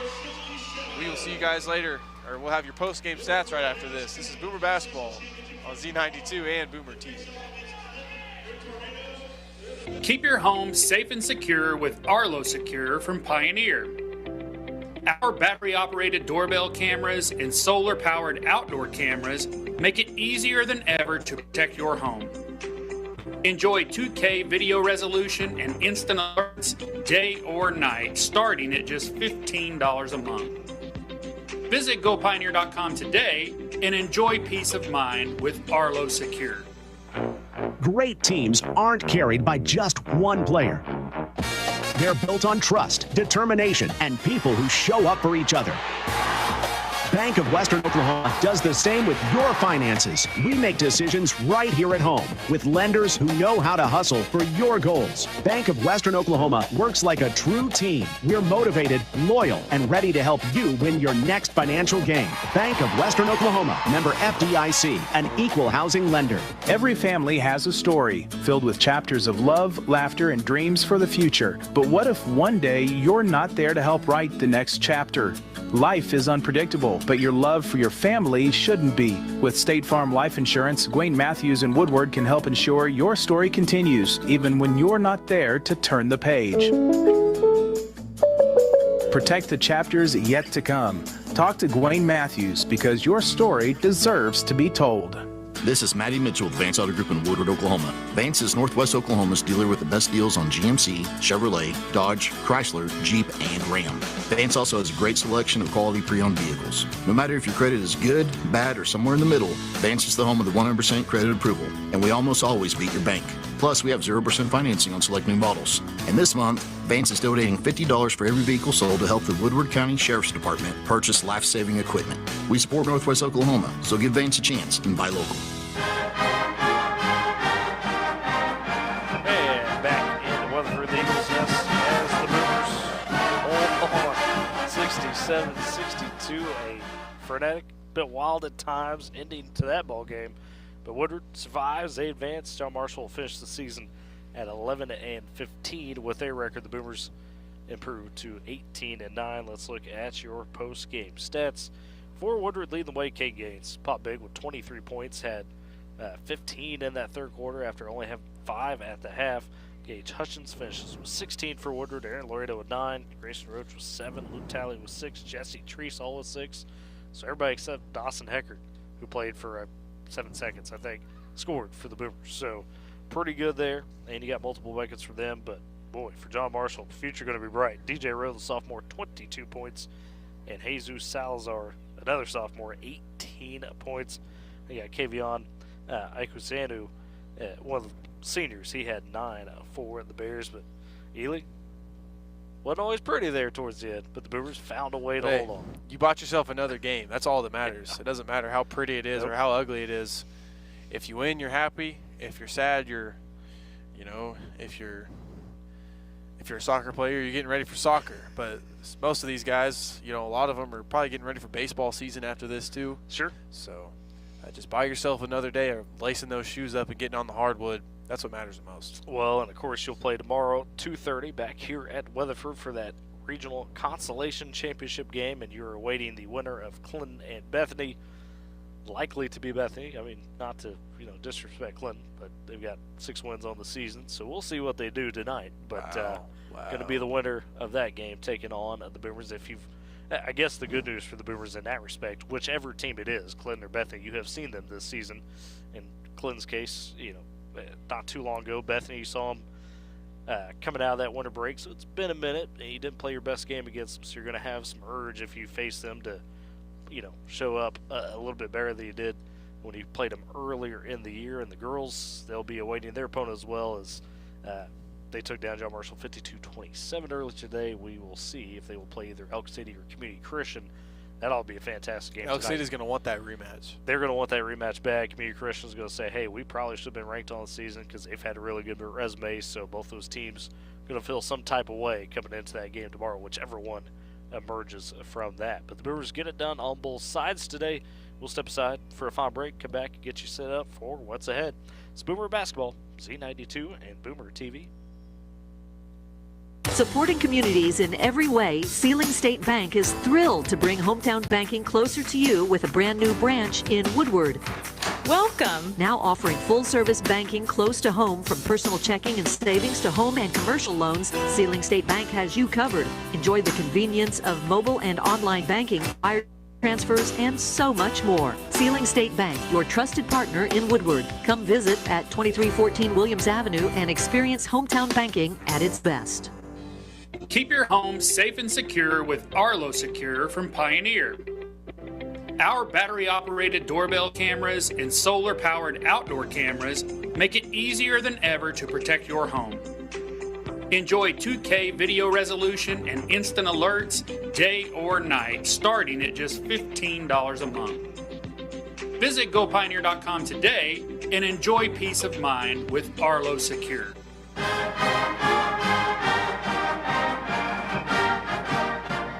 Back in the day with us for the final time today. Neely Noble, Tyler Riggs with you as Woodward advancing on to tomorrow. Girls play at 1 o'clock. The boys at 2:30. We'll have those contests on Z92 and Boomer TV. And then later tonight, we'll switch over to Clinton as we'll have the B2 Area Championship games. Michael Barnes, myself there. Pair of fine ball games. Leedy against Chattanooga on the girls' side. That's a matchup of number 3 and Leedy, number 7 of Chattanooga. One of those teams going to the state tournament tonight, locking it in. The other will have to play on in the area championship game tomorrow night. And then on the boys' side tonight, what a fine matchup. Leedy, number 10, just took down Viside to get to this game.